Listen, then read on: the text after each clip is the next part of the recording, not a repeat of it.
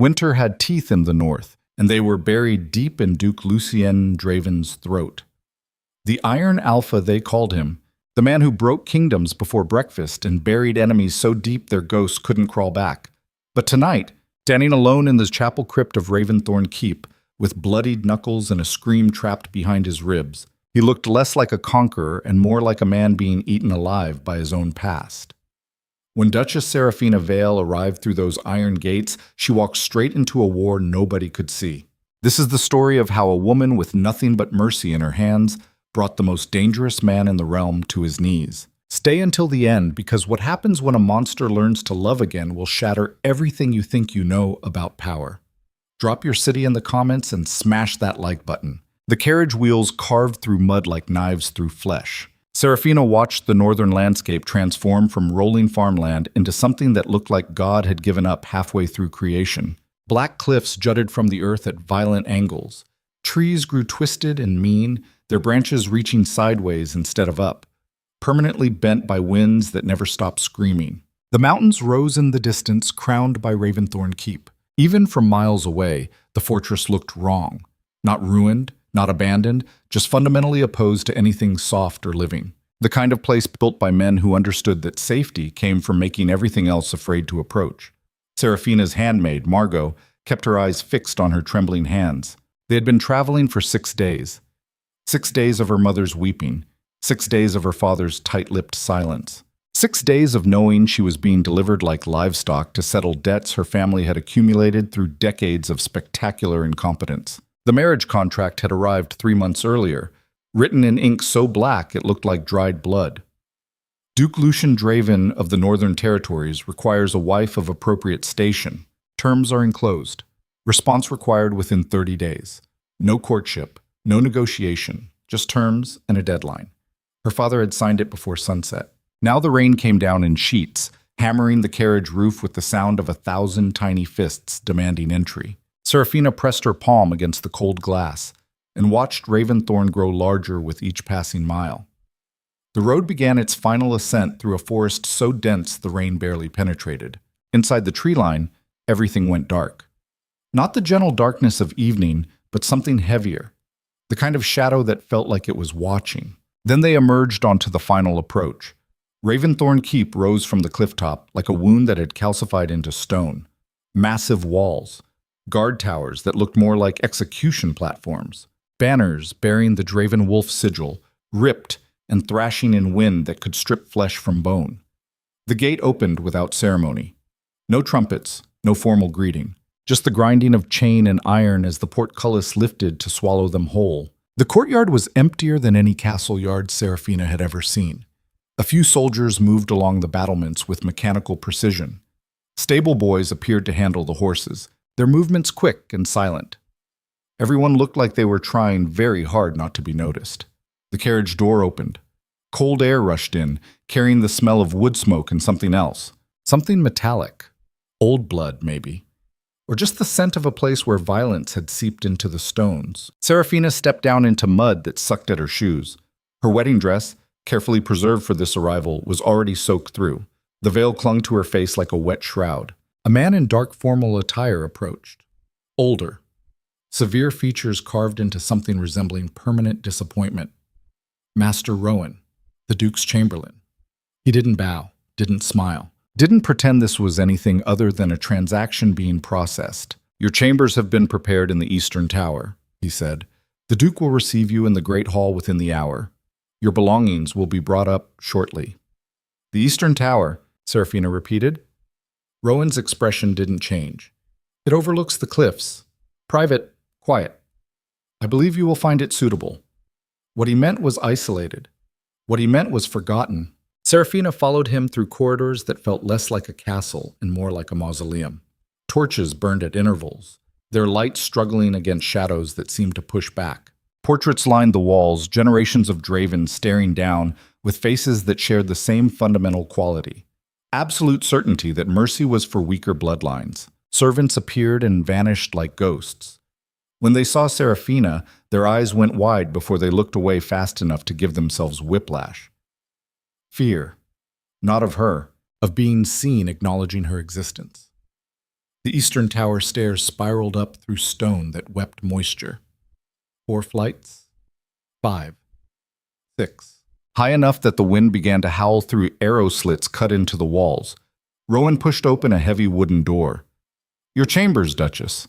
The room was beautiful in the way a crypt could be beautiful if someone cleaned it regularly and added expensive furniture. High ceilings. Stone walls hung with tapestries depicting hunting scenes that looked more like executions. A massive bed with dark curtains. Windows that faced out toward cliffs where the earth simply ended, dropping away into nothing. Across the ravine, visible through the rain, stood a section of the castle yard Seraphina hadn't noticed before. Stone markers, dozens of them. A private graveyard built into the cliff face itself. Rowan followed her gaze. The family crypt, he said quietly. The Dravens have occupied these lands for 7 generations. They prefer to rest where they ruled. One marker stood apart from the others. Newer, surrounded by dead flowers that no one had bothered to clear away. Seraphina didn't ask. Some questions answered themselves. Rowan gestured to a bell pull near the door. Ring if you require anything. Dinner is served in the Great Hall at 8 bells. Attendance is expected. He left without another word. Seraphina stood in the center of her new prison and listened to the wind trying to tear the tower apart. Margot began unpacking trunks with shaking hands, hanging dresses and wardrobes that smelled like abandonment. Outside, the rain continued its assault on the mountains. Inside, Seraphina realized something fundamental about her new life.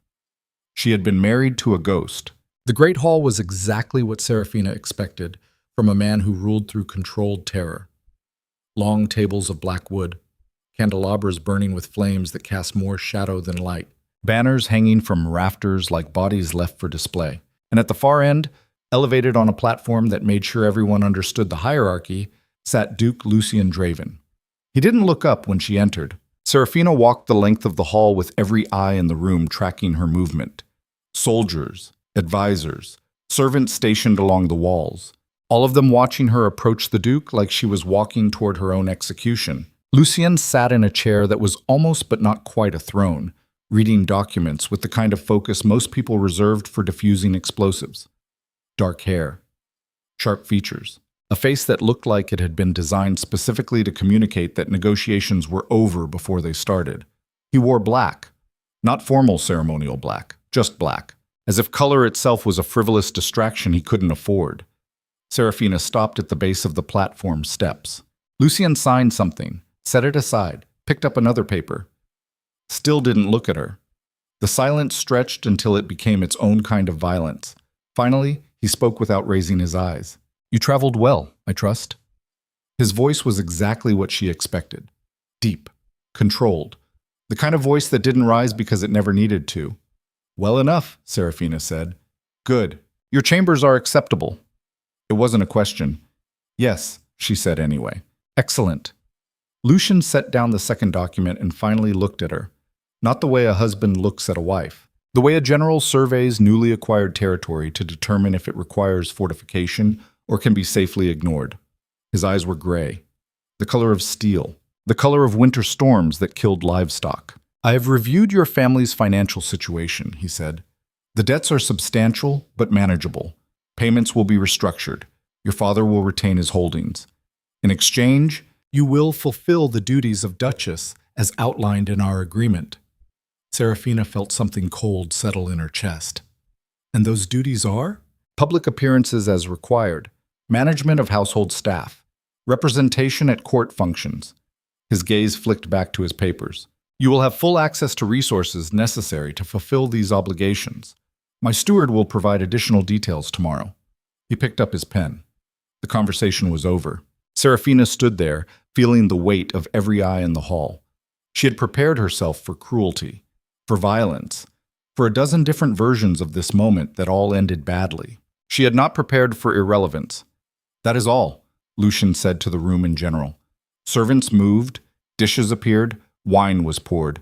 The machinery of dinner assembled itself around them while the Duke returned to his documents like she had already ceased to exist. Seraphina ate in silence at a table built for 50, seated far enough from Lucien that conversation would require raising voices. She counted the minutes until propriety allowed her to leave. When she finally stood, Lucien didn't notice, or pretended not to. She walked back through the endless corridors to her tower prison, Margot trailing behind like a frightened shadow. The wind had grown worse. It came through the windows in shrieks that sounded almost human. Margot helped her undress, hung the damp wedding clothes, built up the fire until it pushed back against the cold trying to invade through stone walls. "Will you require anything else, my lady?" Serafina looked at her reflection in the dark window glass. A ghost in a white nightgown standing in a tower overlooking graves. "No," she said. "Get some rest." Margot fled with obvious relief. Alone, Serafina walked to the window and stared out at the graveyard across the ravine. Rain hammered the glass. Somewhere in the castle below, she could hear doors slamming, footsteps echoing, the normal sounds of a fortress settling into night. Then she heard something else. Screaming. Not the screaming of someone being hurt. The screaming of someone being destroyed from the inside out. Raw. Masculine. Coming from somewhere deep in the castle's foundations. Serafina pressed her hand against the cold glass and listened to Duke Lucien Draven tear himself apart in the dark. She stood there for a long time. Then she made a decision that would change everything. She started walking. The castle at night was a different creature than the castle by day. Torches had burned low. Shadows pooled in corners like spilled ink. Serafina moved through corridors she didn't recognize, following the sound of agony like a trail of breadcrumbs leading deeper into nightmare. Downstairs, through abandoned wings, past rooms that looked like they hadn't been opened in years. The screaming had stopped. Now there was only the sound of impact, flesh against stone, over and over with mechanical regularity. Serafina found herself in a part of the castle that felt older than the rest. The walls here were different, rougher, the kind of stone that predated modern construction techniques. Religious symbols had been carved into archways and then deliberately scratched out, leaving scars in the rock. A chapel, or what remained of one. The door stood open. Candlelight flickered from within, unstable and dying. Serafina stepped inside.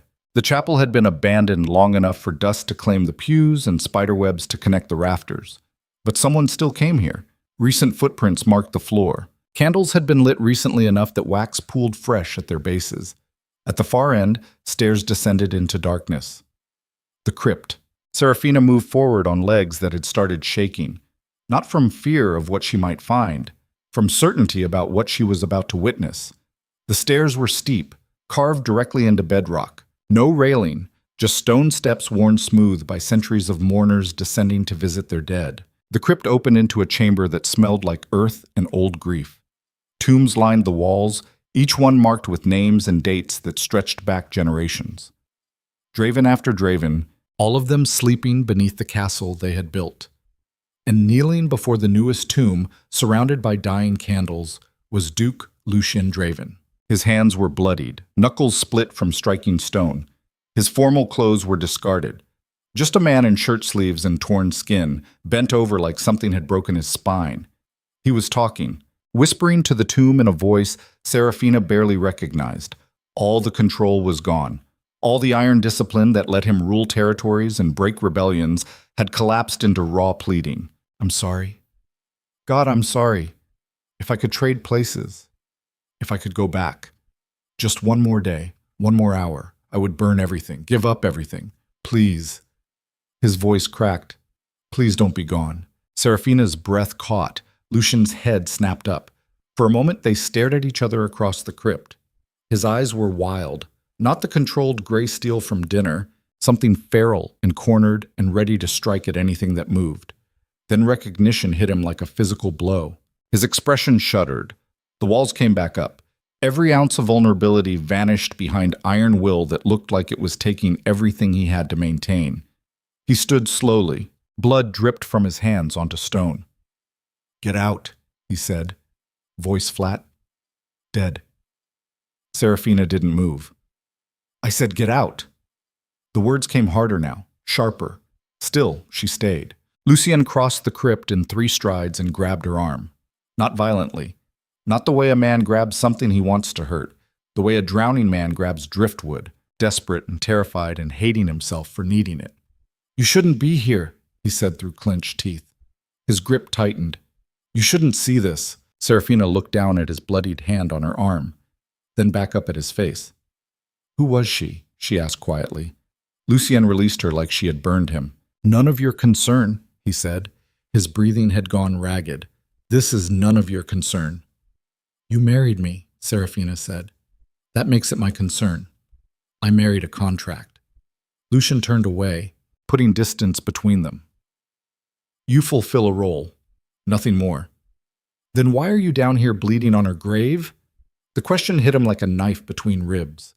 Lucien stood perfectly still, shoulders rigid, hands clenched at his sides. When he spoke again, his voice had gone quiet, the dangerous kind of quiet that preceded executions. "Her name was Alara. She was everything good I ever touched, and she died because I failed to protect her from enemies who used her to hurt me." His voice dropped even lower. 3 years ago, in this castle, while I was away securing borders, I thought mattered more than staying home. The silence that followed felt heavy enough to crush bone. "Is that what you wanted to know, Duchess?" Lucien still hadn't turned around. "Does it satisfy your curiosity about the monster you married?" "You're not a monster," Serafina said. Lucien laughed. The sound had no humor in it, just broken glass and bile. "You have no idea what I am." He finally looked at her again. "And you should pray you never find out." He walked past her, stopped at the base of the stairs. "Go back to your tower," he said without looking at her. "Forget you saw this. Forget I exist outside of formal obligations. It will be easier for both of us." Then he was gone, footsteps echoing up through darkness until even the sound of him disappeared. Serafina stood alone in the crypt, surrounded by dead Dravens and one tomb that was newer than the rest. She walked over to it slowly. The inscription was simple. "Alara Mourning, beloved, lost too soon." No dates, no details, just grief carved into stone. Serafina placed her hand on the cold marble and understood something fundamental about Raven Thornne Keep. It wasn't a fortress. It was a tomb for a man who had buried himself alive alongside the woman he loved. And somehow, impossibly, she had to figure out how to make him want to crawl back out. The next morning arrived with the kind of gray light that made everything look half dead. Serafina woke to Margot building up the fire and laying out clothes appropriate for a duchess whose husband wanted nothing to do with her. "Master Rowan requests your presence in the steward's office after breakfast, my lady." Serafina sat up, feeling every muscle in her body ache from yesterday's journey. "What time is it?" "Just past 7 bells." Margot kept her eyes down. "The Duke has already left for the training yards. He rises before dawn." Of course he did. Men who spent their nights bleeding in crypts probably didn't sleep much. Breakfast was brought to her chambers. Bread, cheese, some kind of dried meat that tasted like leather.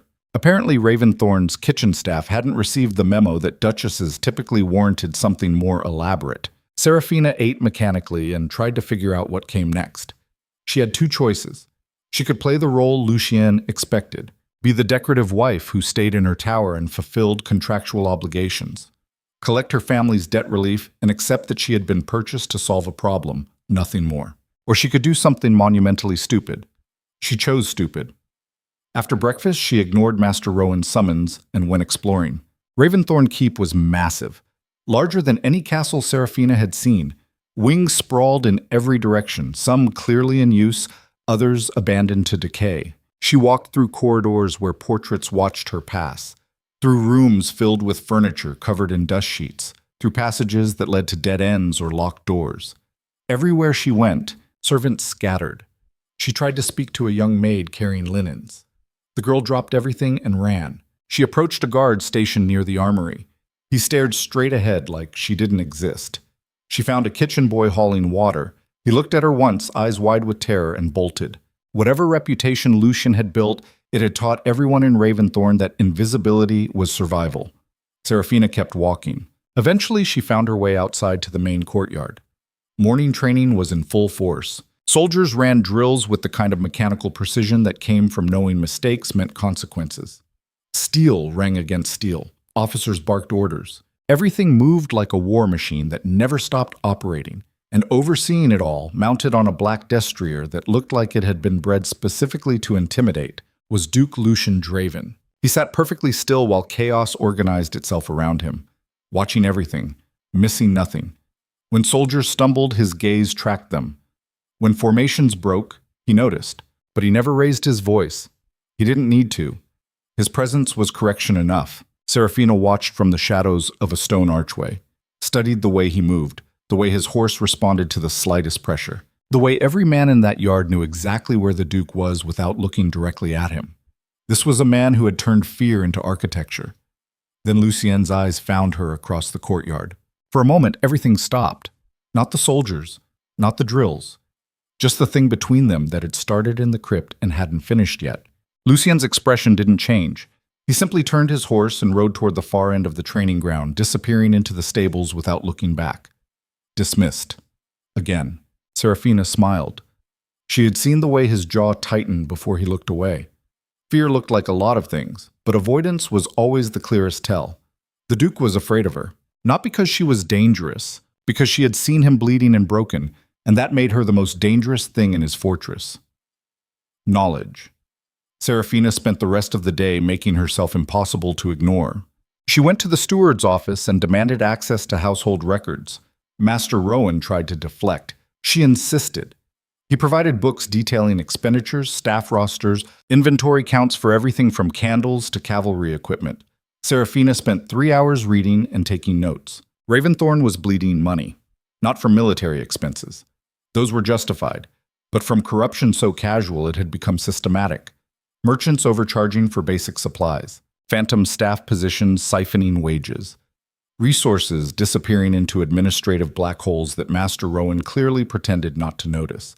She brought it to him directly. "These numbers don't reconcile," she said, sliding the ledger across his desk. "You're being robbed by at least a dozen people, probably more."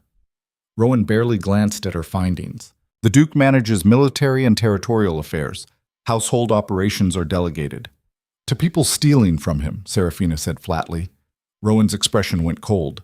"The Duchess's responsibilities include social functions and public representation, not financial audits." Serafina leaned forward. "Where I come from, theft is theft regardless of who's being stolen from. Fix it, or I'll bring it to the Duke myself." Rowan's smile was all teeth and no warmth. "The Duke has more pressing concerns than minor household discrepancies. I suggest you focus on matters appropriate to your station."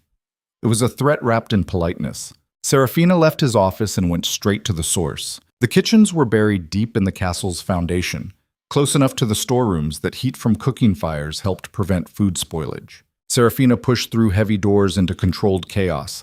20 people moved like dancers through a space designed for half that number. Ovens roared, knives flashed. Someone was screaming about cream that had gone sour. Another voice shouted back about vendors who delivered garbage and charged premium prices. Everyone stopped when they saw Serafina. The head cook, a woman built like a fortress wall with burn scars covering both forearms, stepped forward slowly. "Your Grace," she said carefully, "how may we serve you?" Serafina looked around at faces frozen between fear and confusion. "I want to know," she said quietly, "who's stealing from you?"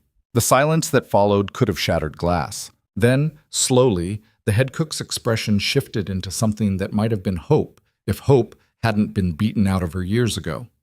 "How much time do you have?" she asked. It turned out Raven Thornne's corruption went deeper than ledgers. Suppliers delivered spoiled goods and billed for fresh. Merchants charged triple for staples and paid kickbacks to whoever approved purchases. Staff positions were filled by relatives of minor nobles who collected wages without ever setting foot in the castle.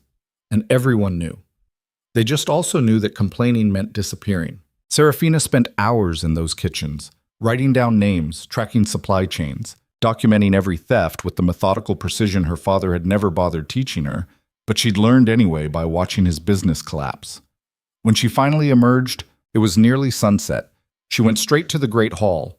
Lucien was there, reviewing maps with military advisors. He looked up when she entered, eyes narrowing at the interruption. Serafina walked straight to the strategy table and set down her documentation. "Your household is being robbed," she said. "Here's proof. Here are names, and here's how we fix it." Every advisor stared at her like she had grown a second head. Lucien's expression remained unreadable. "This is not appropriate," he said quietly. "Neither is theft," Serafina replied. "But it's happening anyway." His jaw tightened. "We will discuss this later. We'll discuss it now." She spread out her notes across his battle maps. "Because every gold piece stolen from your kitchens is a gold piece not spent on the soldiers who protect these walls. Every phantom salary is wages stolen from people who actually work. You can ignore me if you want, but you can't ignore the numbers. The room had gone so silent that Serafina could hear her own heartbeat. Lucien stood slowly, dangerously. "Leave us," he said to his advisors. They fled like the building was on fire. When the last door closed, Lucien circled the table until he stood directly in front of Serafina, close enough that she had to tilt her head back to meet his eyes. "You overstep," he said quietly. "You're being robbed," she said back just as quietly. "I'm trying to help. I don't need your help. Everyone needs help. Even you." Something flickered in his expression. Anger, maybe. Or something worse than anger. "You know nothing about what I need." "Then tell me," Serafina said, "instead of hiding in crypts and pretending I don't exist." The words hit him like a slap. Lucien's hands clenched at his sides. She watched his control fracture and rebuild itself in real time. When he spoke again, his voice had dropped to something barely above a whisper. "Stay out of my way, Duchess. Fulfill your obligations. Play the role you were purchased for. But do not presume to know me. Do not presume to fix me. And do not ever—" He stopped. Serafina waited. "Do not ever make me care about you," he finished. Then he turned and walked out, leaving her alone with her documentation and the echo of words that sounded less like a warning and more like a plea. Serafina stood in the empty great hall and realized something important. Duke Lucien Draven wasn't pushing her away because he hated her. He was pushing her away because he was terrified of what would happen if he didn't. And that meant the war had already started. She just needed to figure out how to win it without destroying them both. The next 3 weeks taught Serafina something her mother's etiquette lessons never covered: how to wage war without ever raising a weapon. She started small, fixed the kitchen theft first, fired 3 suppliers and replaced them with merchants who actually delivered what they promised. The head cook, a woman named Margrave who had worked at Raven Thornne for 20 years, cried when fresh vegetables arrived that weren't half-rotted. Word spread fast in a castle where everyone lived on the edge of being noticed. Serafina moved through Raven Thornne like water finding cracks in stone. She learned names, kitchen staff, stable boys, the guards who stood watch through frozen nights, the seamstress, who mended uniforms in a basement room lit by a single candle because someone had decided her lamp oil budget wasn't worth approving. She fixed that too. Every morning she woke before dawn and walked the corridors while the castle still belonged to shadows. Every evening she ate dinner in the great hall at a table built for 50, seated far enough from Lucien that conversation remained impossible. He watched her, though. She felt his eyes tracking her movements whenever they occupied the same space.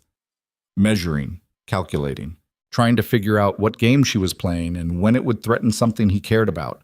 The problem for Lucien was that Serafina wasn't playing a game. She was building an army, not of soldiers, of people who had spent years being invisible and were slowly remembering what it felt like to be seen. The first real confrontation came on a Tuesday. Serafina had discovered that the Eastern Wing, the section of castle that housed injured soldiers returning from border conflicts, had been operating without a physician for 6 months. Men were dying from infections that basic medical care could prevent. When she asked Master Rowan why no doctor had been hired, he gave her the same dismissive smile he'd perfected over years of managing a duke who didn't ask questions. "Budgetary constraints," he said. "Military expenses take priority." So Serafina went directly to the source. She found Lucien in his study, surrounded by maps and military correspondence that looked like it could start wars or end them depending on which signatures landed where. He didn't look up when she entered. "We need a physician," she said. Lucien continued reading. "Submit a formal request to Master Rowan." "I did. He denied it. Then it's denied." Serafina walked to his desk and placed both hands on the polished wood surface. "Men are dying in your Eastern Wing because infected wounds are being treated with prayer and dirty bandages." That got his attention. Lucien set down his document slowly. His eyes, that cold gray steel that could freeze blood, locked onto hers. "The Eastern Wing falls under military operations, not household management." "Those men bled for you," Serafina said quietly. "They fought in your name, and now they're rotting in beds because paying a doctor cuts into someone's profit margin." "You overstep," Lucien said. "Again, I overstep," Serafina replied, "because you won't step at all." The air in the study went thin. Lucien stood. Not quickly, not with the explosive violence of a man losing control, just a smooth rise that somehow made him look larger, more dangerous, like a predator uncoiling from rest. "You have been in this castle less than a month," he said, voice dropping into registers that probably made grown soldiers reconsider their life choices. "You know nothing about how Raven Thornne operates. Nothing about the balance required to maintain order. Nothing about what happens when that order breaks." "Then teach me," Serafina said. "No." The word landed like a door slamming shut. Lucien circled his desk, eating up the distance between them with slow, deliberate steps that should have sent her backing toward the exit. Serafina held her ground. When he stood directly in front of her, close enough that she could see the muscle jumping in his jaw, he spoke again. "You want to help. I understand. You see suffering and your instinct is to fix it. That's admirable." His tone made admirable sound like a weakness. "But this is not your father's merchant house where kind gestures buy goodwill. This is a military fortress, surrounded by enemies who would gut everyone inside these walls if they sensed weakness." "Hiring a doctor isn't weakness," Serafina said. "Everything that makes me human is weakness." Lucien's eyes blazed with something that looked like fury, but felt like fear. "Every person I allow myself to care about becomes a weapon someone else can use against me. Every moment of softness is an invitation for enemies to strike. So yes, Duchess, men die in the Eastern Wing. And yes, that is a tragedy. But if showing mercy to them means showing vulnerability to enemies waiting for exactly that opportunity, then the cost is too high." The silence that followed felt like standing in the eye of a storm. Serafina studied his face, really looked at him for the first time since arriving at Raven Thornne, past the control, past the iron discipline, down to the thing underneath that made him build walls high enough to block out light. "You're not afraid of showing weakness," she said quietly. "You're afraid of being human again." "Get out," Lucien said. "Not until you—" "Get out!" The roar came from somewhere deep in his chest, raw, uncontrolled, the sound of a man whose armor had cracked and hated himself for letting it show. Serafina left, but not before seeing the way his hands shook after he yelled. Not before noticing the way he turned toward the window so she wouldn't see his face. Not before understanding that Duke Lucien Draven wasn't cruel because he enjoyed it. He was cruel because it was the only thing keeping him from falling apart completely. The physician arrived 3 days later. Serafina didn't ask how. Didn't question the official order signed in Lucien's handwriting authorizing the hire. Just made sure the doctor had everything needed to start saving lives Rowan had decided weren't worth the expense. Lucien never mentioned it, never acknowledged that he'd reversed his position, never looked at her during dinners in the great hall where they sat at opposite ends of silence and pretended the other didn't exist. But the men in the Eastern Wing stopped dying from infections, and Serafina added that victory to the growing list of battles she was winning without ever drawing blood. The court ladies arrived in April. Raven Thornne hosted a seasonal gathering for noble families from across the Northern Territories. Required attendance. Political theater disguised as social obligation. 3 days of formal dinners, strategic marriages being negotiated behind closed doors, and women in silk gowns measuring each other with smiles sharp enough to draw blood. Serafina met them in the receiving hall wearing a dress Margrave had helped her choose. Deep green, simple cut. Nothing that screamed trying too hard or not trying at all. The ladies descended on her like vultures finding fresh meat. Lady Ashford spoke first. Older, dripping diamonds. The kind of woman who had turned gossip into a weapon of mass destruction. "Duchess Serafina," she said, voice sweet as poisoned honey. "How lovely to finally meet the woman who captured our Duke's attention. Tell me, how are you finding life at Raven Thornne?" Translation: "Are you miserable yet?" "It's everything I expected," Serafina said smoothly. Lady Ashford's smile sharpened. "I'm sure the adjustment has been difficult. Such an isolated place. So far from civilized society." The other women tittered like backup singers in a particularly vicious musical. "I find the isolation peaceful," Serafina replied. "It allows me to focus on what matters. And what matters to you, Duchess?" This from Lady Corinth, younger but no less dangerous. Surely not the same martial concerns that occupy the Duke's time. "I concern myself with ensuring this castle operates efficiently," Serafina said. "That the people who live and work here are treated with basic dignity." "How admirable," Lady Ashford purred, "though I confess most duchesses focus on more traditional pursuits. Embroidery, music, producing heirs." She let that last word hang in the air like a guillotine blade. The message was clear. Serafina had been at Raven Thornne 2 months. No pregnancy. No sign of intimacy with the Duke everyone knew kept his actual wife locked in a tower overlooking graves. She was failing at the one job that actually mattered. Serafina felt heat rise in her chest, but kept her voice level. I'll focus on heirs when I'm confident they won't be raised in a castle bleeding resources through corruption and neglect. The ladies went silent. Then Lady Ashford laughed, sharp and brittle. How bold, she said. I do hope that boldness serves you well, Duchess. This court can be quite unkind to women who forget their place. I haven't forgotten anything, Serafina said quietly. I'm simply redefining what my place means. She walked away before they could sharpen their knives further. Behind her, she heard whispered conversations starting up like fires catching kindling. That night's dinner was a nightmare dressed in formal wear. Long tables packed with nobles who smiled with their mouths and calculated with their eyes. Lucien presided from the head table, playing the role of gracious host with the same mechanical precision he used for everything else. Serafina sat beside him because protocol demanded it. They didn't speak. Across the hall, she could feel eyes tracking her every move, measuring, judging, waiting for her to make a mistake big enough to justify the rumors already circulating about Raven Thorne's decorative duchess, who thought she could manage a military fortress. The meal dragged on through 7 courses. By the 5th, Serafina wanted to stab her fork into something that wasn't food. Then Lady Ashford stood, wineglass in hand, and called for attention. A toast, she announced, voice carrying across the hall with practiced projection. To our gracious Duke Lucien, who continues to defend the Northern Territories with unmatched strength. Everyone drank. And to Duchess Serafina, Lady Ashford continued, smile spreading like infection. May she find her footing in these challenging times and fulfill the duties expected of her station. The subtext landed like a brick through glass. Nobles murmured approval. Some laughed behind their napkins.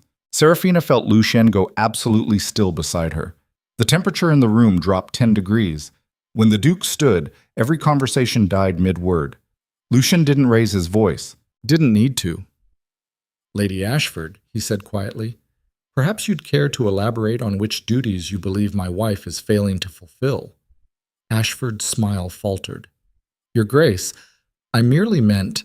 Because from where I stand, Lucien continued, voice still that dangerous calm that preceded executions, the Duchess has accomplished more in 2 months than most of this court manages in years. She has rooted out corruption that was bleeding my resources, improved conditions for soldiers who defend all of you while you sleep in silk sheets, and managed to do it while navigating a political landscape designed to destroy anyone who shows actual competence. The hall had gone so silent, Serafina could hear her own heartbeat. Lucien's eyes swept across the assembled nobles like a blade looking for throats. So please, he said, enlighten me. Which of her duties has she neglected? And more importantly, which of you has the spine to repeat your insinuations to my face instead of hiding behind toasts entitled gossip? No one spoke. No one moved. Lady Ashford looked like she wanted the floor to swallow her whole. Lucien let the silence stretch until it became unbearable. Then he raised his own glass. To the Duchess, he said, the only person in this room worth the air she breathes. He drank.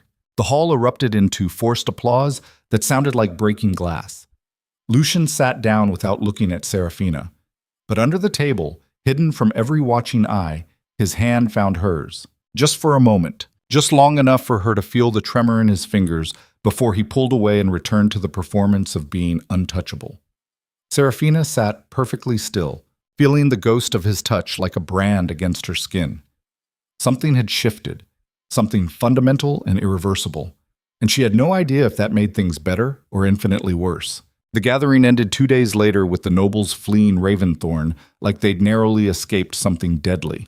Serafina watched their carriages disappear down the mountain road and felt lighter than she had since arriving. Lucien had vanished immediately after the final dinner, gone before sunrise. Locked in his study or the training yards or wherever he went when proximity to human emotion became too dangerous. Serafina didn't chase him. She had learned that pushing Lucien Draven only made him build thicker walls. Instead, she went about her work, fixed more problems, learned more names, spent afternoons in the Eastern Wing with recovering soldiers who were starting to look at her like she might actually give a damn whether they lived or died. One of them, a young man named Garrett, who'd lost his left arm in a border skirmish, asked her a question that landed harder than he probably intended. "Why do you care, Your Grace? Most nobles don't bother learning our names." Seraphina sat on the edge of his bed, careful not to jostle the fresh bandages. "Because you bleed the same as everyone else," she said, "and pretending you don't makes it easier for people to let you die." Garrett studied her face like he was trying to figure out if she was lying. "The Duke doesn't think like that," he said finally. "He cares, just doesn't show it." "How do you know?" "Because he visits." Garrett's voice dropped. "After dark, when he thinks no one's awake. Checks on us. Makes sure we have what we need. Never says anything. Just walks through and leaves before dawn." Seraphina felt something twist in her chest. "How long has he been doing that?" "Years," Garrett said. "Since before you came." He paused. "We're not supposed to talk about it." "He'd probably have us reassigned if he knew we noticed." "Of course he would, because Lucien Draven couldn't afford to be caught caring about anything." That night, Seraphina stayed awake. She left her chambers when the castle settled into the deep silence that preceded dawn, moved through dark corridors on feet that had learned which stones creaked and which stayed quiet. Found herself outside the eastern wing and waited. Lucien appeared an hour later. He moved like a ghost through his own castle. Silent, careful, every step placed with the precision of a man who knew how to walk through hostile territory without being detected. He entered the eastern wing without noticing Seraphina pressed into the shadows. She followed, watched him move from bed to bed, checking bandages, adjusting blankets, leaving small things on bedside tables, coins, tobacco, letters he'd probably written himself. Never speaking, never waking anyone, just making sure they were still breathing before moving to the next. When he finished, he stood in the center of the ward for a long moment, head bowed, shoulders carrying weight that looked like it might crush him eventually. Then he turned to leave, and found Seraphina standing in the doorway. Lucien froze. For a heartbeat, they just stared at each other across the space between who he pretended to be and who he actually was. "You followed me," he said finally. "Not angry."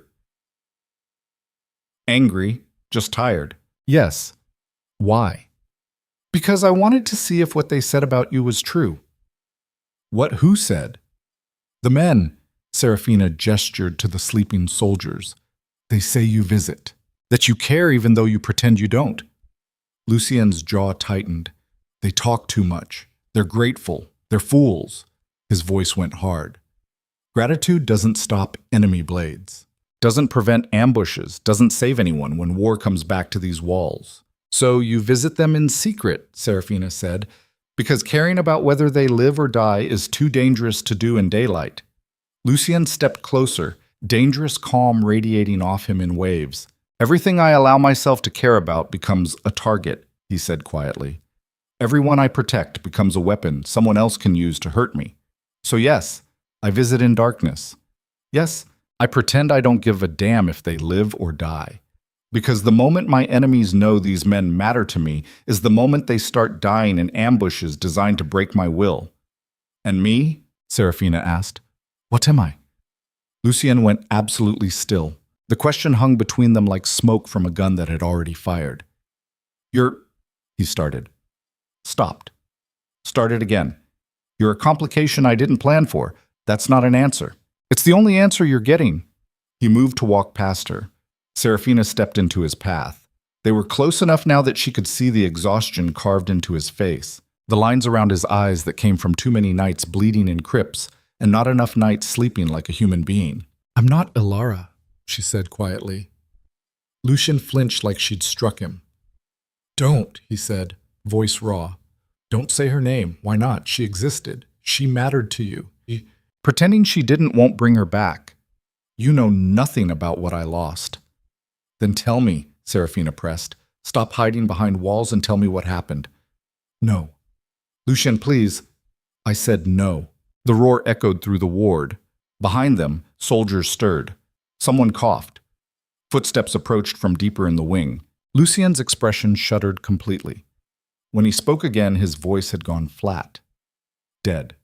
Stay out of my way, Duchess. Live your life, fix your problems, but stop trying to fix me." He walked past her and disappeared into darkness. Serafina stood alone in the eastern wing, surrounded by men who pretended to sleep while listening to their duke fall apart. She pressed her hand against the cold stone wall and made a decision. She was done playing careful, done walking softly, done pretending that slow progress would eventually break through walls built from grief and self-destruction. Lucien Draven needed someone to kick those walls down.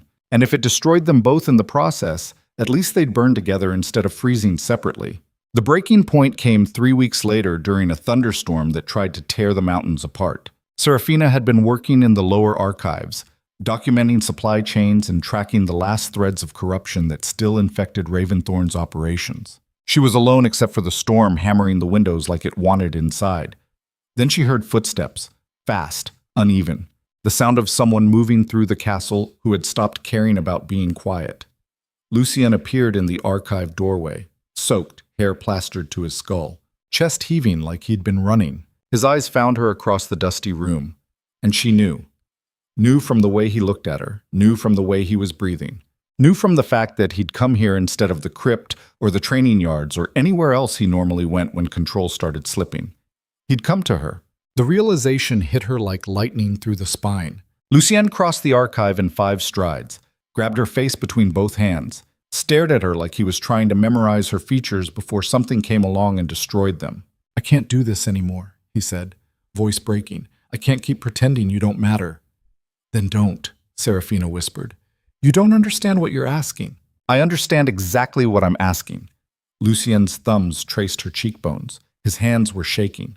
"Everyone I love dies," he said. "Everyone I allow myself to need gets taken from me. If I let you in, if I allow this, you will become the weapon my enemies use to destroy me. Then we'll destroy them first," Serafina said. "It's not that simple." "Nothing about you is simple," Serafina said. "But I'm still here. I'm still fighting for you. And I'm not going anywhere no matter how hard you push." Lucien made a sound that was half laugh, half sob. "You're going to get yourself killed," he said. "Probably," Serafina agreed. "But at least I'll die knowing I mattered to someone worth dying for." That broke him. Lucien pulled her against him and kissed her like a drowning man who'd finally decided to stop fighting the current. It wasn't gentle, wasn't careful. It was desperation and fury and 3 months of pretending they could exist in the same space without gravity pulling them together.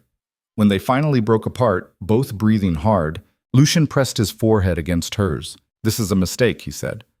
"Probably," Serafina said again. "You're going to regret this." "Never." Lucien laughed. Actually laughed. The sound was rough and unpracticed but real. "God help us both," he said. Then he kissed her again. And somewhere in the depths of Raven Thornne Keep, thunder rolled like applause for the moment Duke Lucien Draven finally stopped running from the only thing that could save him. The woman he'd spent 3 months trying not to love. The next morning arrived with the kind of clarity that made Serafina understand why people feared happiness. It felt fragile, temporary, like something that could shatter if she breathed wrong. She woke in Lucien's chambers instead of her tower prison. Woke wrapped in sheets that smelled like him and arms that had held her through the night, like she might disappear if he let go. He was already awake, watching her with an expression she couldn't read. "You're staring," she said. "I'm memorizing," Lucien replied quietly. His fingers traced patterns on her shoulder. "In case this is the last morning I get to do this. Don't say that. Someone has to." He sat up, the blanket falling away from scarred muscle and the roadmap of violence carved into his skin. "I meant what I said last night. You've become the thing my enemies will use to destroy me." "Then we make sure they can't," Serafina said. "We make Raven Thornne strong enough that threats don't matter." Lucien's laugh was dark. "You think strength prevents betrayal?" His hand gestured to scars running across his ribs.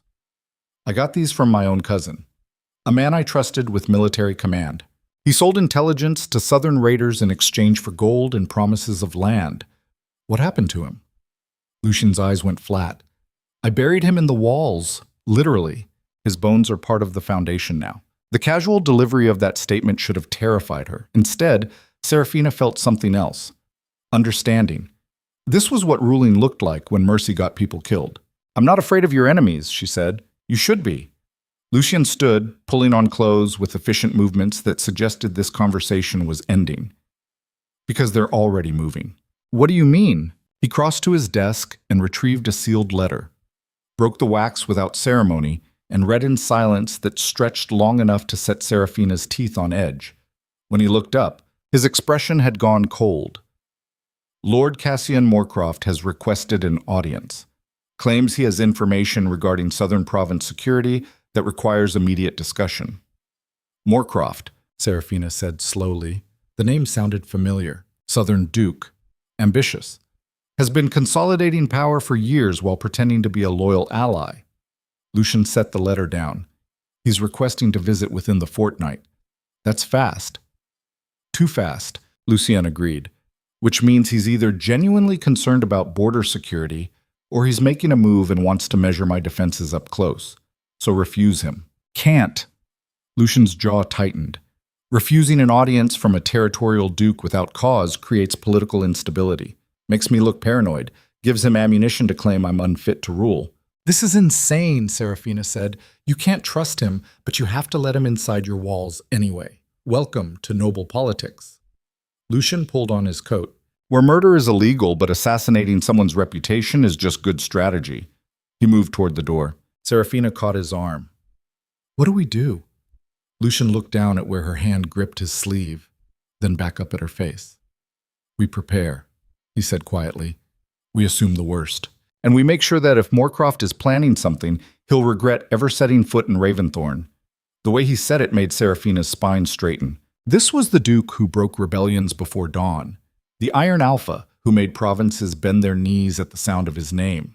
And for the first time since arriving at Raven Thornne, Seraphina got to see exactly what that looked like when it turned toward a real threat. The next 2 weeks transformed Raven Thornne into something that resembled a military installation preparing for siege. Lucien moved through the castle like a storm system, reorganizing guard rotations, inspecting armories, meeting with military advisors behind closed doors for hours at a time. Seraphina watched him slip back into the armor he'd briefly taken off, watched the man who'd held her through thunder replace himself with the Duke, who couldn't afford weakness. She hated it, hated watching him rebuild walls between them, hated the way he stopped touching her in daylight, stopped looking at her during meals, stopped being anything other than professionally distant whenever they occupied the same room. But she understood it, because Lucien Draven had learned the hard way that everything loved could be weaponized. Seraphina threw herself into preparations from a different angle. She met with Margrave and the kitchen staff, ensuring that Moorcroft's visit would be appropriately hosted without giving him ammunition to claim Raven Thornne lacked resources. She worked with the household staff to prepare guest chambers that balanced hospitality, with the subtle message that this was a fortress first and a social venue never. And she started asking questions, careful questions, quiet questions, the kind that didn't raise alarms but gathered information like stones for a foundation she might need later. She learned that Moorcroft had visited Raven Thornne once before, 3 years ago, right before Alara died. That piece of information landed in Seraphina's chest like a blade between ribs. She found Lucien in the training yards, working through sword forms with mechanical precision that suggested he was trying to kill something that existed only in his head. Tell me about Moorcroft's last visit, she said without preamble. Lucien didn't stop moving. Steel whistled through air. Not now. Yes, now. Seraphina stepped closer. He was here when Alara died. That got his attention. Lucien's blade stopped mid-swing. He turned slowly, chest heaving from exertion, sweat running down his temples. Who told you that? His voice had gone dangerously quiet. Does it matter? Yes. Because whoever is feeding you information about Alara's death either has a death wish or an agenda. Or they're trying to help, Seraphina said. Maybe I'm not the only person in this castle who wants to keep you alive. Lucien's expression hardened. You want to know about Moorcroft's visit? Fine. He came under the guise of discussing trade agreements. Stayed for a week. Was perfectly cordial and politically appropriate the entire time.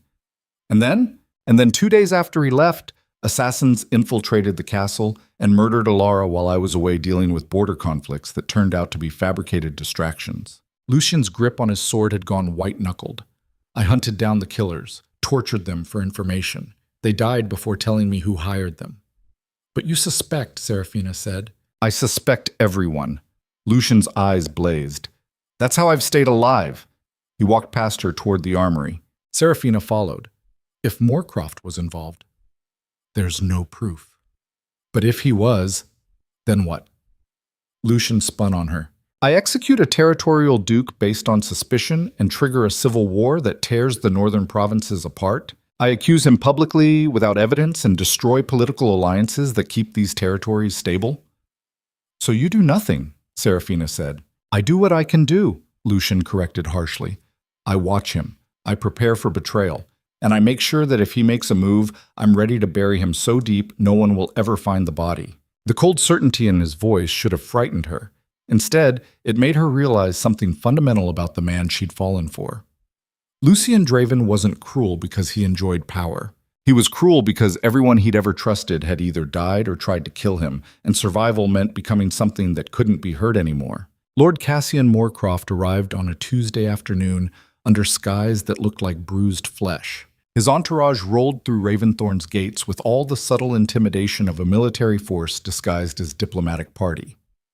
50 armed guards, advisors, servants, enough people to either staff a legitimate visit or provide cover for something darker.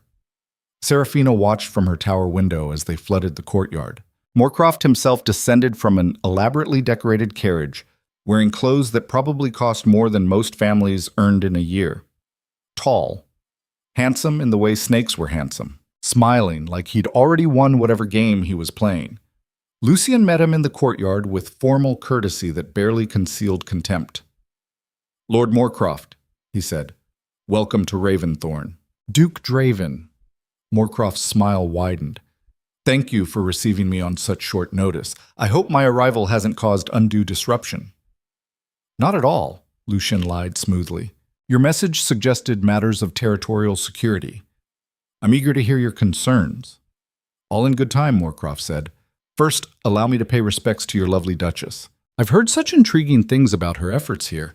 The way he said intriguing made Serafina's skin crawl from 4 stories up. Lucien's expression didn't change. Dinner will be served at 8 bells. We can discuss your business then. Moorcroft bowed with practiced courtesy that felt like mockery. I look forward to it. Serafina stepped back from the window and tried to ignore the warning bells screaming in her head. Dinner was a masterclass in civilized hostility. Long table, formal settings, food that Margrave had outdone herself preparing, conversation that danced around actual topics like diplomats navigating a minefield. Moorcroft sat across from Serafina, angled so he could address both her and Lucien without turning his head too much. Duchess Serafina, he said warmly, I must commend you. The changes you've implemented at Raven Thornne are remarkable. Quite the transformation from the rather austere reputation this fortress previously held. Translation: I've been gathering intelligence about everything you've done. I simply addressed inefficiencies, Serafina said carefully. Any competent administrator would have done the same. Competent. Moorcroft's smile sharpened. Such modesty. Though I wonder if the Duke appreciates how much authority you've assumed in his household. The table went silent. Lucien set down his wine glass with controlled precision. The Duchess has my complete confidence and authority to manage household operations as she sees fit. Of course, Moorcroft said quickly. I meant no offense. It's simply unusual to see such dramatic changes implemented so rapidly. One might almost think, he paused delicately, that the household was deliberately mismanaged before her arrival. The implication landed like acid. Moorcroft was suggesting that Lucien had either been incompetent or complicit in the corruption Serafina had rooted out. Are you questioning my judgment, Lord Moorcroft? Lucien's voice had dropped into registers that made several advisors shift uncomfortably. Not at all, Moorcroft said smoothly. Merely observing that your territories benefit greatly from fresh perspective. Speaking of which, I've heard concerning reports about southern border security. The conversation pivoted. For the next hour, Moorcroft laid out intelligence suggesting that raiders from the southern provinces were organizing for larger-scale attacks. He presented maps, shared intercepted communications, built a case that the southern territories were preparing for conflict. And through it all, Serafina watched Lucien's face remain absolutely neutral. But she knew him now, knew the way his jaw tightened when he was forcing himself not to react, knew the way his fingers drummed against the table when he was calculating threats. Knew he didn't believe a single word coming out of Moorcroft's mouth. When dinner finally ended, Moorcroft excused himself with elaborate courtesy. Lucien waited until the doors closed. Then he stood and walked directly to Serafina. "Don't trust anything he says," Lucien said quietly. "Every word is positioned. Every observation is a weapon." "I know," Serafina replied, "but why come here? What's he actually trying to accomplish?" "I don't know yet." Lucien's expression had gone grim. "But we're going to find out." The betrayal revealed itself 3 days later. Serafina was working in the archives when Margrave found her, face white as bone. "My lady," she gasped. "You need to come now. What happened?" "The Eastern Wing. Something's wrong." Serafina ran, through corridors, downstairs, burst into the Eastern Wing to find it in chaos. Soldiers were vomiting, convulsing, gasping for air that wouldn't come. Physicians ran between beds with expressions that said they had no idea what they were treating. Serafina grabbed the nearest doctor. "What happened?" "Poison," he said, "in their evening meal. We don't know what kind yet. How many affected? At least 30. His face was gray. Maybe more." Serafina's vision narrowed to a pinpoint. 30 soldiers. The men Lucien visited in darkness. The men she'd fought to get medical care for. Someone had poisoned them. In Raven Thornne Keep, under Lucien's protection. "Where's the Duke?" she demanded. "Training yards," someone called back. Serafina ran again. Found Lucien sparring with his weapons master, moving through forms that would have been beautiful if they weren't so lethal. She didn't wait for him to finish. "The Eastern Wing has been poisoned," she said. 30 men down. Maybe more. Lucien's sword clattered to the ground. For one heartbeat, she saw his armor crack completely. Saw the man underneath who had already lost everyone he loved once. Saw him realize it was happening again. Then the Duke rebuilt himself in real time. "Lock down the castle," he ordered. "No one in or out. Find the source of the poison, and get me Lord Moorcroft." The chaos that followed felt like watching dominoes fall in slow motion. Castle guards sealed every exit. Physicians worked frantically to identify and counteract the poison. And Lucien stalked through his fortress like death wearing a crown, heading straight for the guest wing where Moorcroft had been housed. Serafina followed because leaving him alone felt like abandoning someone standing on the edge of a cliff. They found Moorcroft in his chambers, surrounded by advisors who stood when Lucien kicked the door open hard enough to crack the frame. "Duke Draven," Moorcroft said mildly, "to what do I owe this dramatic entrance?" 30 of my men have been poisoned," Lucien said. Voice flat. "Dead. In my castle, under your diplomatic protection." Moorcroft's expression shifted into perfect concern. "How terrible. Do you have any idea who—" "You," Lucien interrupted. "You poisoned them." The room went absolutely silent. Moorcroft's advisors reached for weapons. Lucien's guards, who had flooded in behind him, drew steel faster. "That's quite an accusation," Moorcroft said carefully. "Based on what evidence?" "Based on the fact that nothing happens in Raven Thornne without my knowledge," Lucien said. "And the only variable that changed in the last week is your arrival." Moorcroft stood slowly. "I understand you're upset, but poisoning your own soldiers would be counterproductive to my interests. Why would I—" "Because you're trying to destabilize me," Lucien said. "Make me look weak. Make it appear I can't protect my own people. You're building a case to challenge my authority over the Northern Territories." Moorcroft's smile was all teeth. "You're paranoid, Duke Draven. Perhaps grief has affected your judgment more than your advisors realized." The words landed like blades. Serafina saw Lucien's control fracture, saw his hand move toward his sword, saw him about to do something that would start a war whether the poison came from Moorcroft or not. She stepped between them. "Proof," she said loudly. "We need proof before accusations become executions." Both men stared at her. "The Duchess is right," Moorcroft said smoothly, "though I resent the implication that I would stoop to such tactics. Perhaps a formal investigation?" "Already underway," Serafina interrupted. "And Lord Moorcroft, until it's complete, you and your people will be confined to this wing. For your own protection, of course." Moorcroft's eyes went cold. "You're imprisoning a territorial duke based on suspicion." "I'm protecting a potential target," Serafina corrected. "If someone is poisoning soldiers, they might target visiting nobility next. I'm sure you understand." The standoff stretched until breathing felt difficult. Finally, Moorcroft inclined his head. "Of course. I appreciate your concern for my safety." He was lying through perfect teeth. Serafina knew it, Lucien knew it, but without proof, accusations were just noise. They left Moorcroft under guard and returned to the eastern wing where physicians had finally identified the poison. Nightshade derivative, the head doctor said. Administered through the evening meal, specifically through food items only the recovering soldiers received. Serafina felt ice form in her chest. This wasn't random. This was targeted. Someone had specifically poisoned the men Lucien cared about. The men everyone knew he visited in darkness. The men whose survival or death would hit him hardest. She looked at Lucien and saw him reach the same conclusion. This was personal. This was designed to hurt him specifically. And Moorcroft was the only person in the castle who would benefit from breaking the Duke's spirit. How many survived? Lucien asked quietly. 23, the physician said. 7 are critical. We're doing everything we can. Lucien nodded once, sharply. Then he walked to the nearest bed and sat down beside a young soldier who was breathing too fast, sweating through bandages. He took the man's hand, and he stayed there, for hours, while Serafina organized the investigation that would either prove Moorcroft's guilt or reveal a threat even closer to home. The evidence came together over the next 2 days like pieces of a nightmare puzzle. The poison had been introduced through a wine shipment, special reserve, expensive, the kind of gift a visiting noble might bring as diplomatic courtesy. Moorcroft's gift to the Duke, delivered the day he arrived. But here's where it got complicated. The wine had been tested. Protocol demanded it.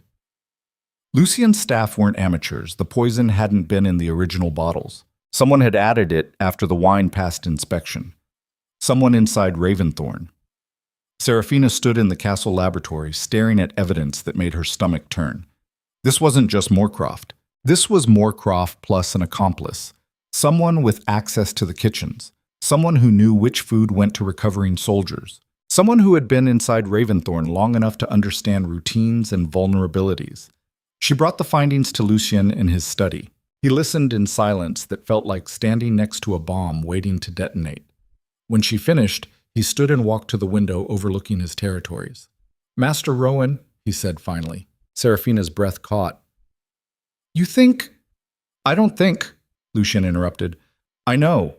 Rowan has managed household operations for 15 years. He has access to everything. And he's been increasingly resistant to your changes. But why would he? Because I made him obsolete, Lucien said. You fixed problems he'd been profiting from. You exposed corruption he'd been facilitating. You proved he was either incompetent or complicit. His voice went hard. And men like Rowan don't forgive humiliation. So he allied with Moorcroft. Probably promised information about Raven Thornne's defenses in exchange for position in whatever regime Moorcroft was planning to install. Lucien turned from the window. We need proof. I know where to find it, Serafina said. They found Master Rowan in his office, burning documents. The smell of smoke hit them before they opened the door. Inside, Rowan stood over a small brazier, feeding papers into flames with mechanical efficiency. He looked up when they entered. No surprise. No fear. Just the cold calculation of a man who had already decided how this ended. Your Grace, he said calmly. Duchess, to what do I owe the pleasure? You're destroying evidence, Lucien said. I'm managing sensitive household documents, Rowan corrected, as is my duty. You poisoned my soldiers, Lucien continued, voice dropping into the quiet that preceded executions. You worked with Moorcroft to destabilize my rule. Prove it, Rowan said. The challenge hung in the air like a blade. Serafina stepped forward. We don't need to prove it. You just confessed. Rowan's laugh was bitter. I confessed nothing. You're burning evidence, Serafina said. Innocent men don't destroy records. Innocent men don't survive working for paranoid tyrants either, Rowan snapped. His composure finally cracked. I've served this house for 15 years. Managed operations while you waged wars and mourned women who weren't worth the grief. And what thanks did I receive? Replacement by a merchant's daughter who knew nothing about running a fortress. There it was. The poison underneath. Not political ambition, not ideological opposition. Just wounded pride and entitlement turned toxic. You killed 7 men, Lucien said quietly, because your feelings were hurt. I killed 7 men because you've grown weak, Rowan shot back, because you allowed sentiment to compromise judgment, because you let a woman who knows nothing about military operations dictate policy that will get everyone in this castle slaughtered when real enemies come. Lucien moved so fast, Serafina barely tracked it. One moment he was standing beside her. The next he had Rowan pinned against the wall by his throat. "Those men," Lucien said, voice shaking with controlled fury, "bled for this fortress. Bled for me. And you murdered them to make a point about your wounded pride." Rowan's face was turning purple. "Do it," he gasped. "Prove you're still the monster everyone fears." Lucien's grip tightened. Serafina watched his knuckles go white, watched him balance on the edge of becoming exactly what Rowan accused him of being. Then she placed her hand on his arm. "Don't," she said quietly. "He wants you to kill him, wants to die, proving you're the tyrant he claims." Lucien's eyes met hers. In them she saw war, saw the part of him that wanted to crush Rowan's throat and feel vindicated in the violence. Saw the part that knew once he started, he might not stop. "She's right," Lucien said finally, voice hollow. "You want to be a martyr." He released Rowan, who collapsed coughing. "But martyrs don't get martyrdom," Lucien continued. "They get trials, public humiliation, and executions witnessed by everyone they tried to impress." He turned to the guards who had followed them. "Take him to the cells. And bring me Lord Moorcroft." The confrontation with Moorcroft happened in the Great Hall with every advisor, every noble, and every soldier who could fit assembled as witnesses. Moorcroft stood in the center of the room, surrounded by guards, still wearing that perfect diplomatic smile. Lucien stood on the platform, holding documents recovered from Rowan's fire, documents that detailed everything: the conspiracy, the timeline, the promises Moorcroft had made about installing new leadership after Lucien was destabilized enough to be challenged legally. "Read them," Lucien ordered. An advisor stepped forward and began reading aloud. With each revealed detail, Moorcroft's smile faded. By the time the evidence finished, his expression had gone flat. "Impressive forgeries," he said. "Though I suppose when you control the fortress, manufacturing evidence is trivial." "These are your words," Lucien said. "Your signature, your seal. Prove they're authentic," Moorcroft challenged. The hall erupted into whispered conversations. Because this was the problem. Without Rowan alive to testify, without independent verification, the documents could be dismissed as fabrication. And fabricating evidence to execute a territorial duke would destroy Lucien's legitimacy faster than any conspiracy. Serafina stepped forward. "I can prove it," she said. Every eye turned to her. She pulled out a separate document, one she'd found in Rowan's office before they'd confronted him.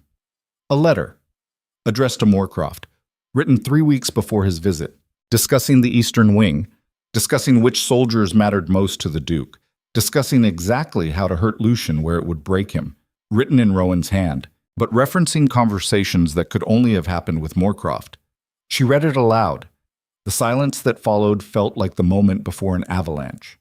"Circumstantial," Moorcroft said, but his voice had lost its confidence. "Combined with the poison that came from your gift," Serafina continued.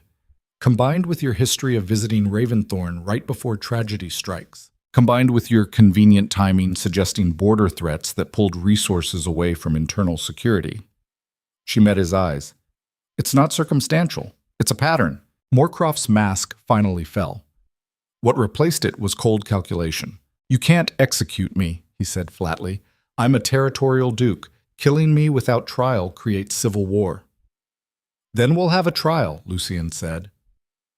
"One you control," Moorcroft shot back.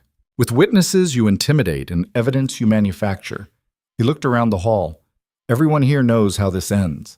The Duke eliminates a political rival and calls it justice." The assembled crowd shifted uncomfortably. Because he wasn't wrong. This trial would be compromised from the start, and everyone knew it. Lucien stood perfectly still, trapped between justice and politics, between what was right and what was survivable.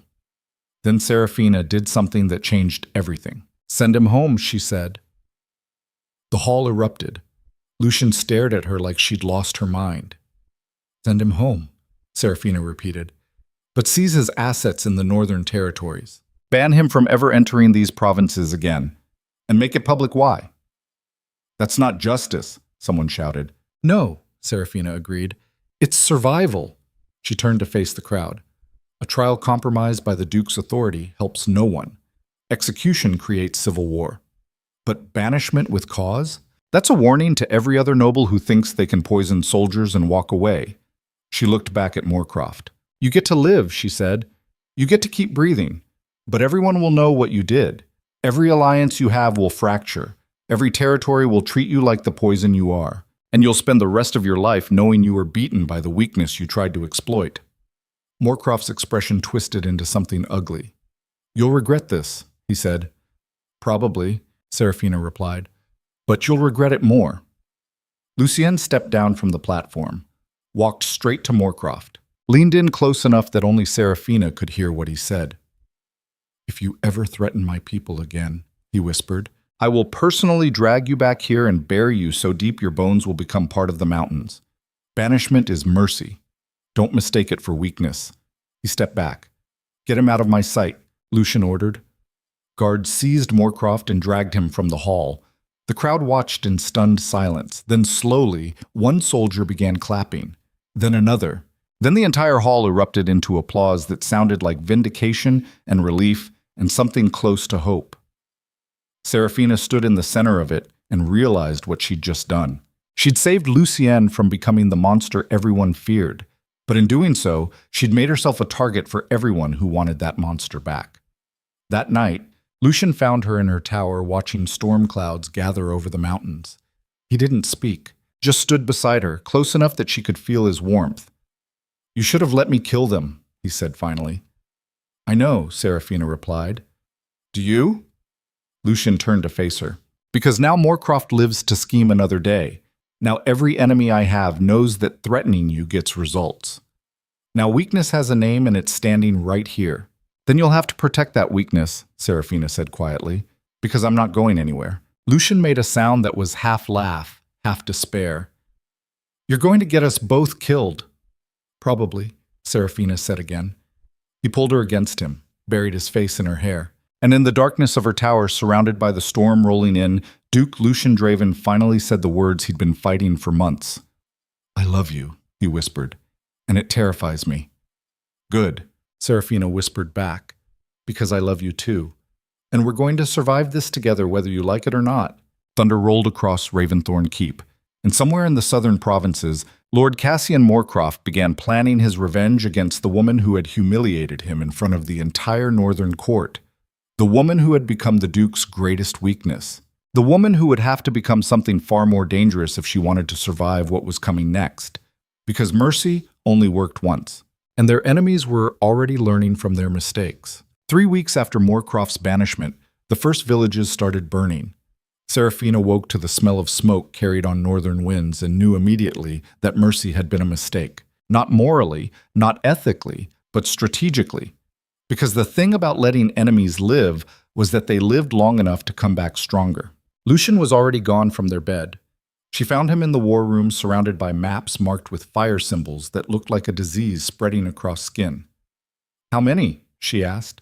4 villages so far, Lucien said without looking up. Coordinated attacks. Professional execution. No survivors left to identify who led them. Moorcroft, Serafina said. Lucien's silence was confirmation enough. He's forcing my hand, Lucien continued. Burning territories I'm sworn to protect.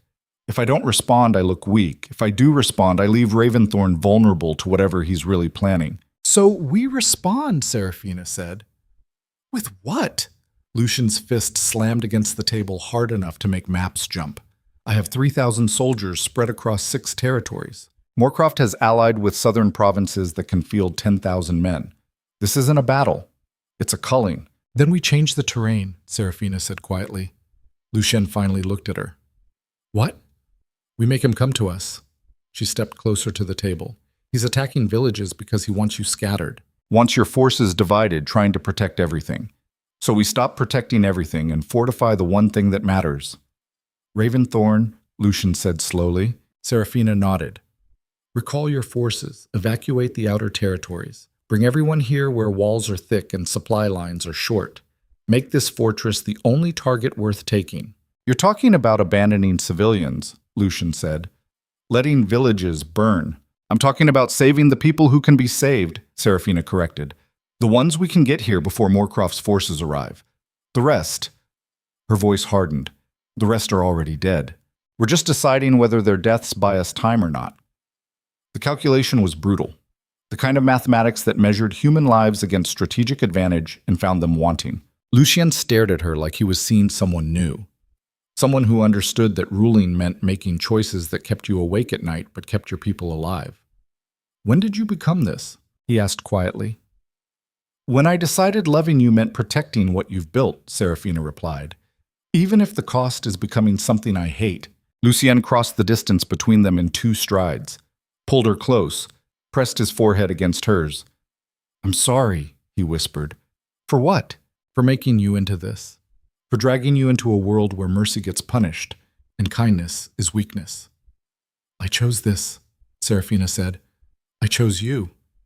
And I'd choose it again, even knowing where it leads. Especially knowing." Outside, bells began ringing, the alarm pattern that meant scouts had returned with news. They found Commander Valen in the courtyard, mud-splattered and exhausted, his horse foam-flecked from hard riding. "Report," Lucien ordered. "Southern forces are moving north," Valen said. "Estimate 8,000 men. Maybe more. They're burning everything between here and the border." His face was grim. "They'll reach Raven Thornne in 5 days." 5 days, Lucien repeated. "Maybe 4 if they force march." The silence that followed felt like the world holding its breath.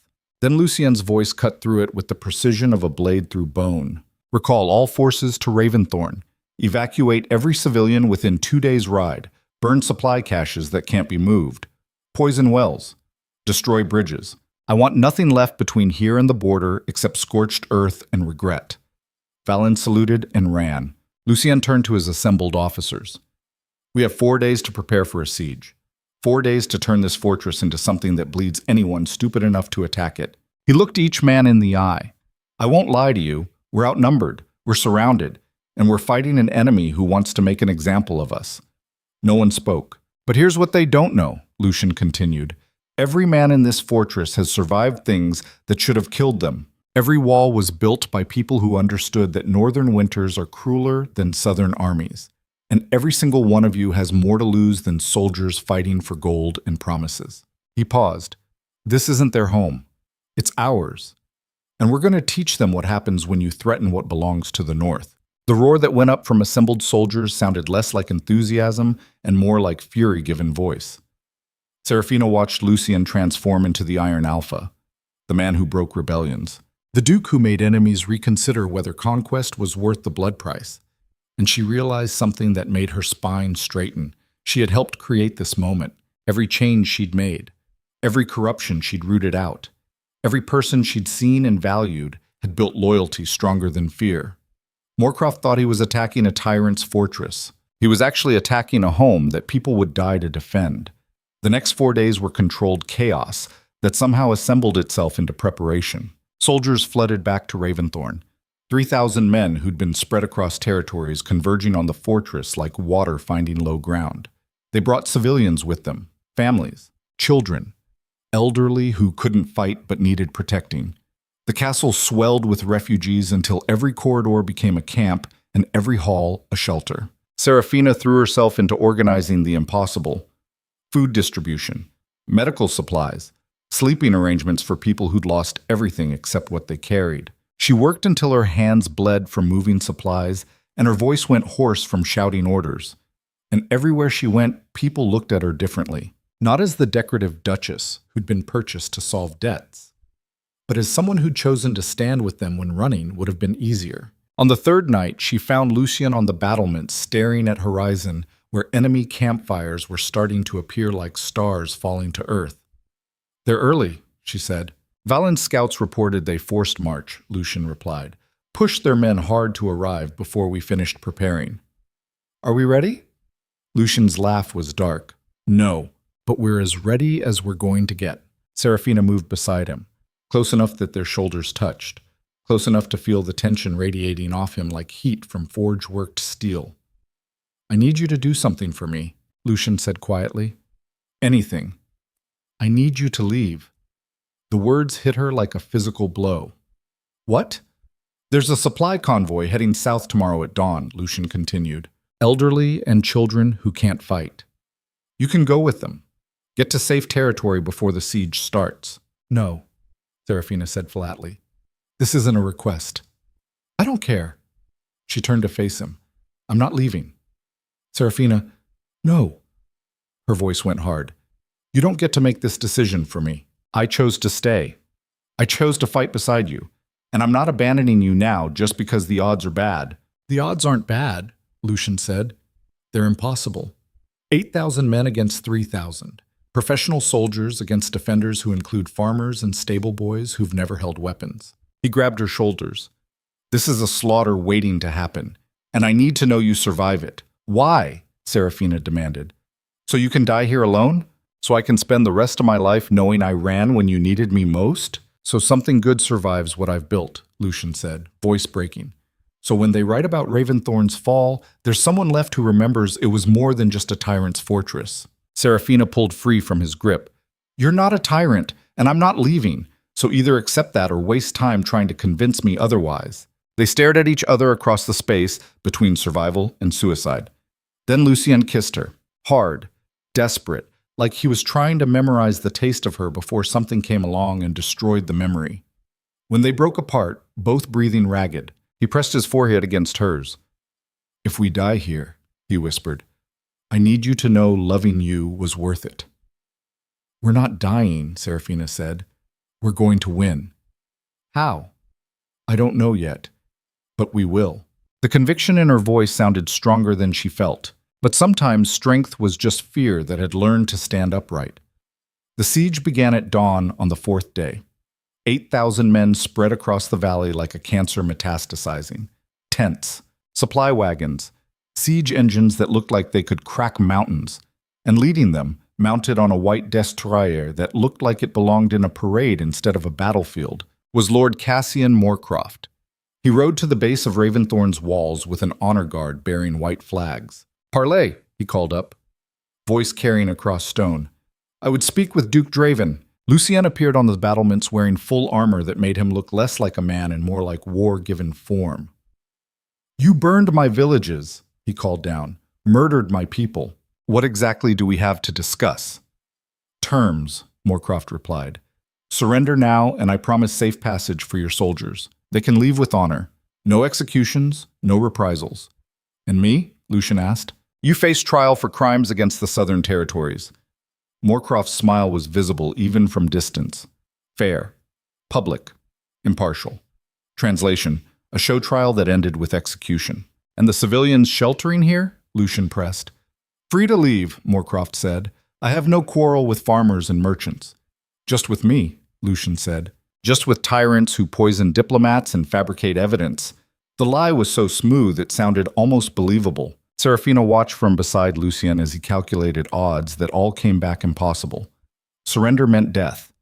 Fighting meant probably death. But one option ended with everyone dead, and the other ended with just him dead. The math was brutal but clear. She saw him reach the conclusion. Saw his shoulders set. Saw him prepare to sacrifice himself to save people he'd spent years pretending not to care about. No, she said quietly. Lucien looked at her. No, she repeated louder. You're not surrendering. We can't win this fight, Lucien said. We can't win their fight, Seraphina corrected.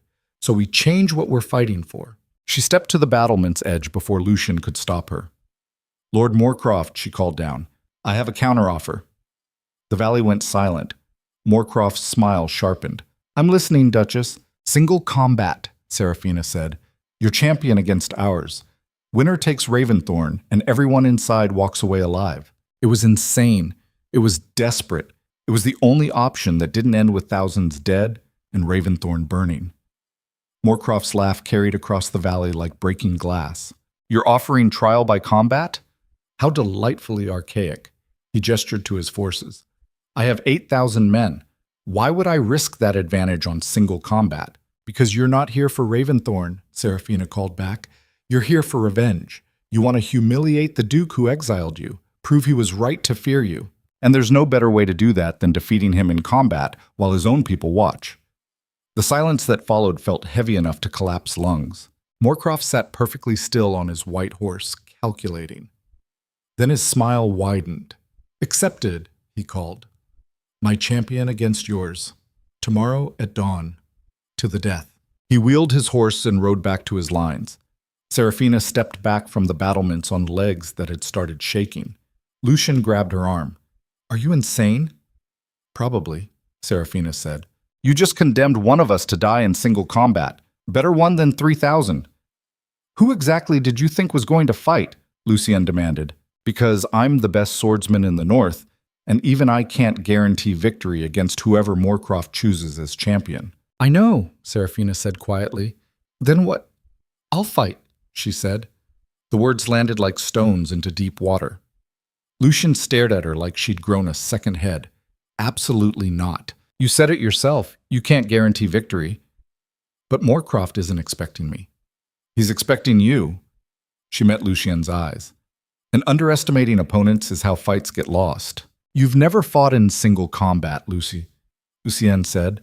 Never killed anyone. Never even held a sword for more than training. Then you have tonight to teach me, Serafina said. The argument that followed shook the battlements. Lucien raged, threatened, tried every angle to convince her this was suicide. Serafina stood firm, because she understood something Lucien didn't. This was never about winning through superior skill. This was about creating a narrative so unexpected that it broke Moorcroft's rhythm. About making him fight something he didn't understand. About turning the Duke's greatest weakness into a weapon sharp enough to cut through 8,000 men. Finally, exhausted, Lucien collapsed against the stone wall. I can't lose you, he said, voice hollow. Then make sure I win, Serafina replied. They spent the night in the training yards. Lucien taught her everything he could compress into hours.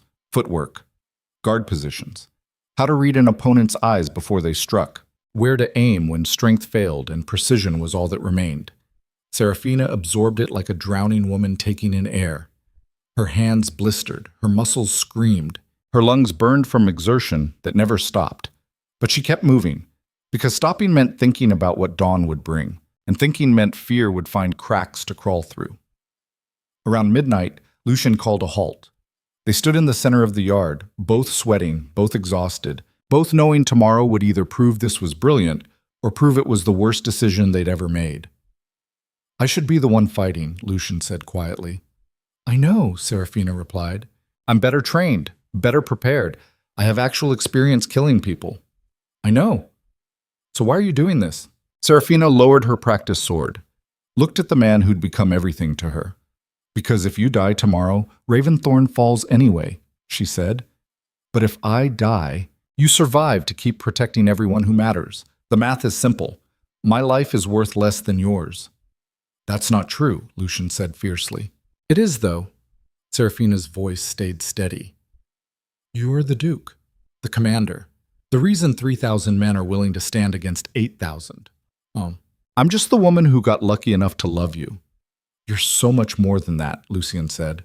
Maybe, Serafina agreed, but tomorrow I'll be whatever I need to be to keep you alive. They stood in silence while the night deepened around them. Then Lucien pulled her close. If you die tomorrow, he whispered against her hair, I will burn Moorcroft's territories to the ground. I will salt his fields. I will erase his name from history, and I will spend the rest of my life making sure everyone knows the cost of taking you from me. That's very romantic, Serafina said, voice muffled against his chest. Completely insane. But romantic. Lucien's laugh was broken. I learned from the best. They held each other while the stars wheeled overhead and dawn crept closer with every breath. Finally, Serafina pulled back. Teach me one more thing, she said. What? How to kill someone when you're weaker and slower and fighting something that should destroy you. Lucien's expression went grim. Then he taught her the dirtiest, most vicious techniques he knew. The ones that ignored honor and focused on survival. Eye strikes, throat crushes, how to use momentum against larger opponents, where to cut to cause maximum bleeding, how to fight like someone who had nothing to lose except the person standing beside them. When dawn finally broke across Raven Thornne's walls, Serafina stood in the courtyard wearing light armor that Lucien had modified to fit her. The sword at her hip felt heavier than it should. Her hands wouldn't stop shaking. Her heart hammered against her ribs like it was trying to escape. Around her, 3,000 defenders lined the walls. Silent. Watching. Knowing that one woman was about to fight for all of them. Lucien stood beside her, face carved from stone, eyes burning with something that looked like fury and felt like terror. You can still back out, he said. I'll fight. No, Seraphina interrupted. We agreed. I take it back. Too late. Seraphina, I love you, she said. And that's enough. She walked toward the gates before he could respond. The gates opened. Sunlight poured through like judgment. And Duchess Seraphina Vale walked out to face whatever champion Moorcroft had chosen, knowing that in the next hour she would either save everyone she'd come to care about or die trying. The battlefield was a flat expanse of ground between Raven Thornne's walls and Moorcroft's forces. Neutral territory that felt like standing in the mouth of something ready to close. Moorcroft waited on horseback, surrounded by officers who looked like they couldn't decide whether this was brilliant strategy or elaborate suicide. Behind him, 8,000 soldiers watched with the kind of attention usually reserved for executions. Duchess Seraphina, Moorcroft called as she approached. How unexpected. I assumed the Duke would fight his own battles. He does, Seraphina called back. This just isn't his battle. It's mine. Moorcroft's smile was all teeth. How noble. Though I wonder if you understand what you've agreed to. Single combat to the death means exactly that. No mercy, no surrender. Just blood and winner takes all. I understand perfectly, Seraphina said. Then meet your opponent. Moorcroft gestured. From the ranks behind him emerged a man who looked like he'd been constructed specifically to kill people. 7 feet tall, armored in plate that had been dented and repaired so many times it told stories of battles survived. Carrying a blade that looked less like a sword and more like a piece of wall someone had sharpened. He walked like gravity worked differently for him, like the earth itself bent under his weight. His name was Gorath, and he was famous across the southern provinces as the man who'd won 43 single combats without losing once. Seraphina looked at him and felt fear try to crawl up her throat. She swallowed it back down, because fear was just information about odds, and odds had never stopped her before. Gorath stopped 20 feet away, looked down at her like she was an insult to his profession. You're the Duchess? His voice sounded like rocks grinding together. I am, Seraphina said. Then you're a fool. He drew his massive blade. I've killed men twice your size, knights with decades of training, warriors who made their living with steel.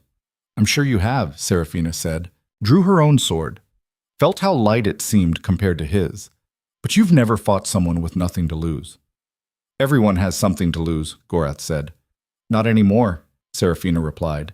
And looking at her, at the woman standing in armor that didn't quite fit, holding a sword with hands that wouldn't stop shaking, Gorath saw something that made him pause. He saw someone who'd already decided that winning was less important than making sure the people behind her survived. He saw the most dangerous kind of opponent, the kind willing to die if it meant taking him with her.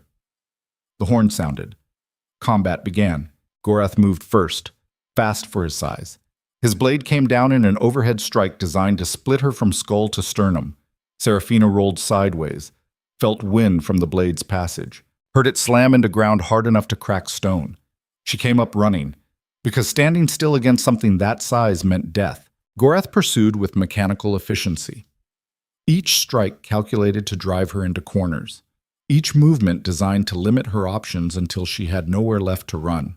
Seraphina used every dirty trick Lucien had taught her, threw dirt in Gorath's eyes, went for knee joints and throat, fought like someone who understood rules were for people who could afford honor. But Gorath was a professional. He adapted, started predicting her movements, began herding her toward the edge of the battlefield where walls would limit her mobility. And Seraphina realized she was losing, not quickly, but inevitably, like water draining from a basin. Each exchange left her more exhausted. Each near miss came closer to connection. Each breath burned in lungs that were running on fumes. Gorath's blade caught her shoulder, not deep, not fatal, but enough to draw blood and slow her arm. Pain exploded through her nervous system. She stumbled. Gorath pressed the advantage. His next strike would end it, would split her open and finish this desperate gamble. Seraphina saw it coming, saw death approaching with the inevitability of sunrise. And in that moment, with nothing left except the certainty of losing, she remembered something Lucien had said during their night of training. When you're weaker and slower and fighting something that should destroy you, he'd whispered, you stop trying to win their fight. You make them fight yours. Seraphina stopped running, turned to face Gorath's killing blow, and instead of dodging, she stepped into it. The blade came down. She twisted sideways at the last possible instant, felt steel tear through armor and skin. But she was inside his guard now, close enough to smell his breath, close enough to drive her sword up under his breastplate where armor gaps created vulnerability. She put everything she had left into the thrust, felt resistance, felt steel punch through flesh, felt Gorath's breath catch. They stood locked together, Seraphina impaled on his descending blade, Gorath impaled on her thrust, both dying, both knowing these were their final moments. Gorath looked down at her with something that might have been respect. "Not bad, Duchess," he said, blood bubbling from his lips. Then his legs gave out. He collapsed, taking Seraphina's sword with him. She stood there, feeling blood pour from the wound in her side, feeling consciousness start to fray at the edges. The battlefield had gone silent. 8,000 soldiers stared at a woman who should be dead but was somehow still standing. At a duchess who'd killed the southern province's greatest champion through nothing but desperation and refusal to accept losing. Seraphina turned toward Moorcroft. "We win," she said. Then her legs stopped working. She collapsed beside Gorath's corpse. The last thing she heard before darkness claimed her was Lucien's voice screaming her name and the sound of Raven Thornne's gates opening as 3,000 men poured out ready to defend their fallen. Duchess against an army that had just lost all appetite for this fight. And in that moment before consciousness fled completely, Seraphina knew two things with absolute certainty. She had saved them, and whether she survived, it was no longer up to her.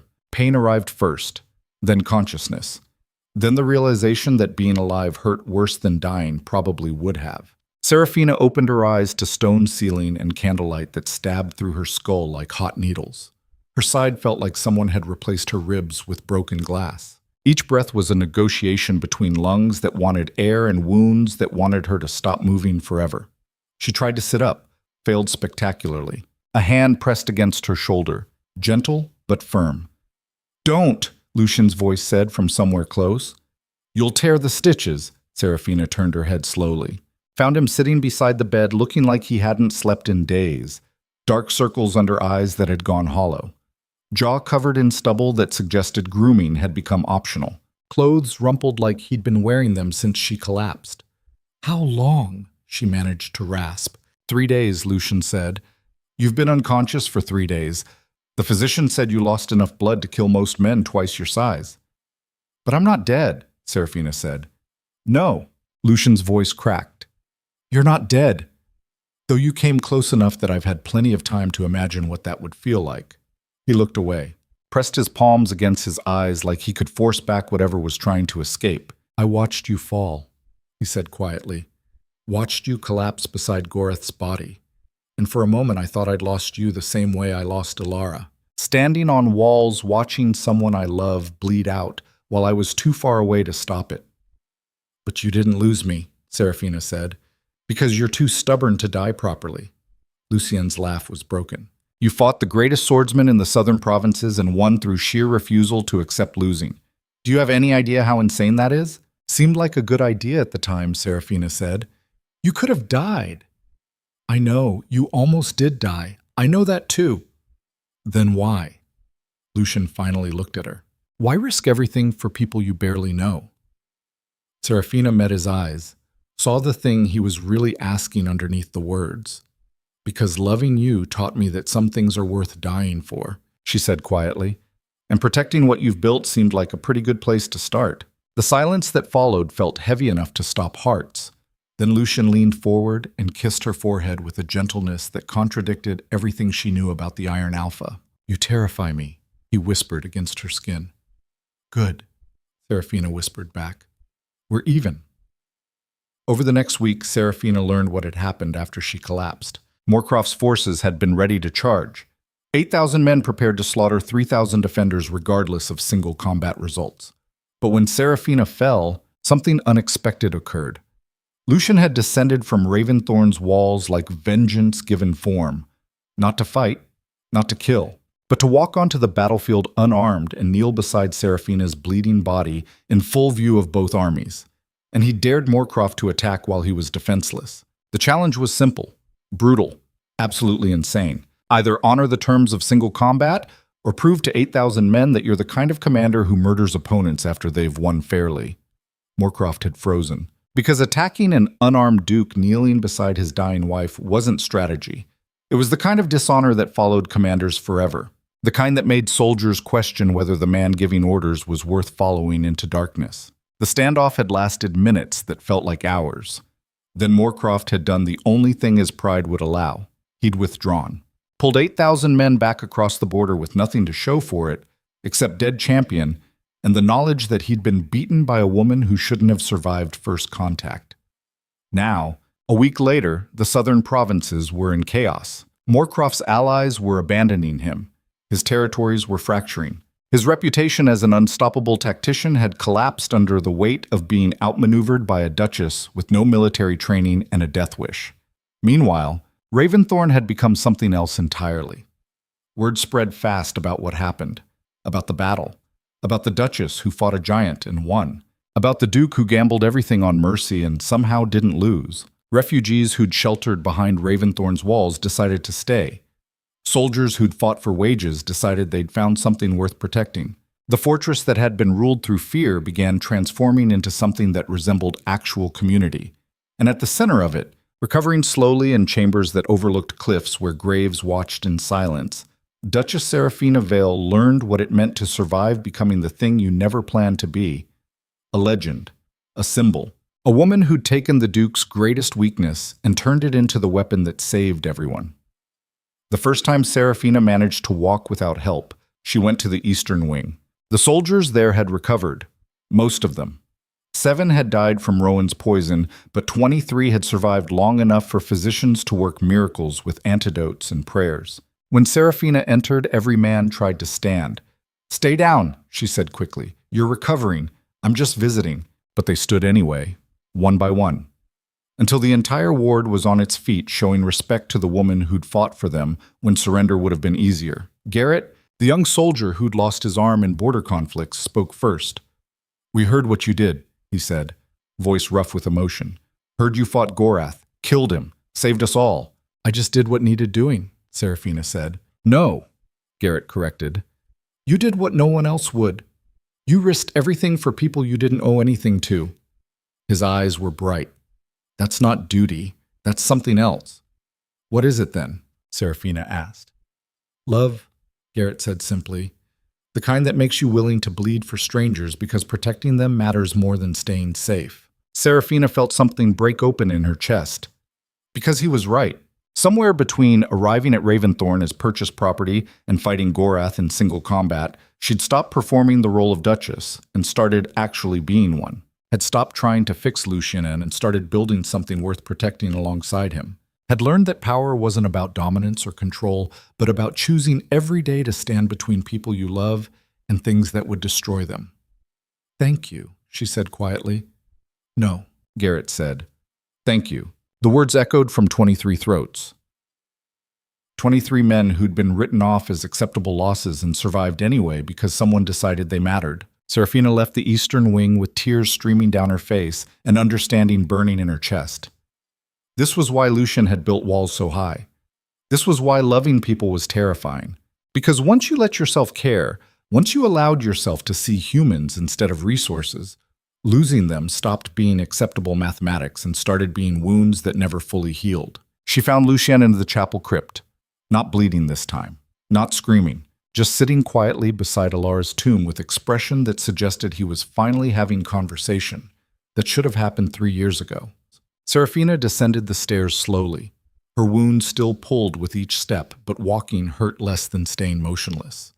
Lucien looked up when she entered, didn't seem surprised to see her. "I come here when I need to think," he said. "When the weight of everything gets too heavy, and I need to remember why I carry it." "What did she think?" Seraphina asked. "About the way you ruled, the way you pushed everyone away." "She hated it," Lucien said simply. "Spent our entire marriage trying to convince me that being human wasn't weakness, that allowing people close didn't guarantee they'd be used against me." He touched the tomb gently. "And then she died proving I was right. Or proving that bad things happen regardless," Seraphina said quietly. "And pushing people away doesn't prevent loss. It just makes you face it alone." Lucien was silent for a long moment. "I loved her," he said finally. "Loved her the way you're supposed to love someone. Completely. Without reservation.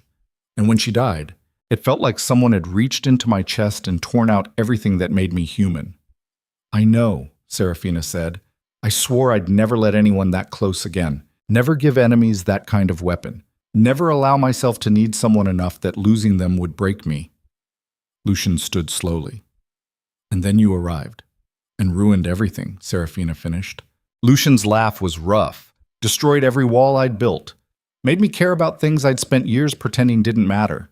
Forced me to remember that being human means being vulnerable, and that vulnerability is the price of actually living instead of just surviving. He crossed to where she stood, took her hands in his. You could have died, he said. You almost did die. And in those 3 days while you were unconscious, I realized something that terrified me. What? That losing you would hurt worse than losing Alara, Lucien said. Not because I loved her less, but because you taught me how to be human again.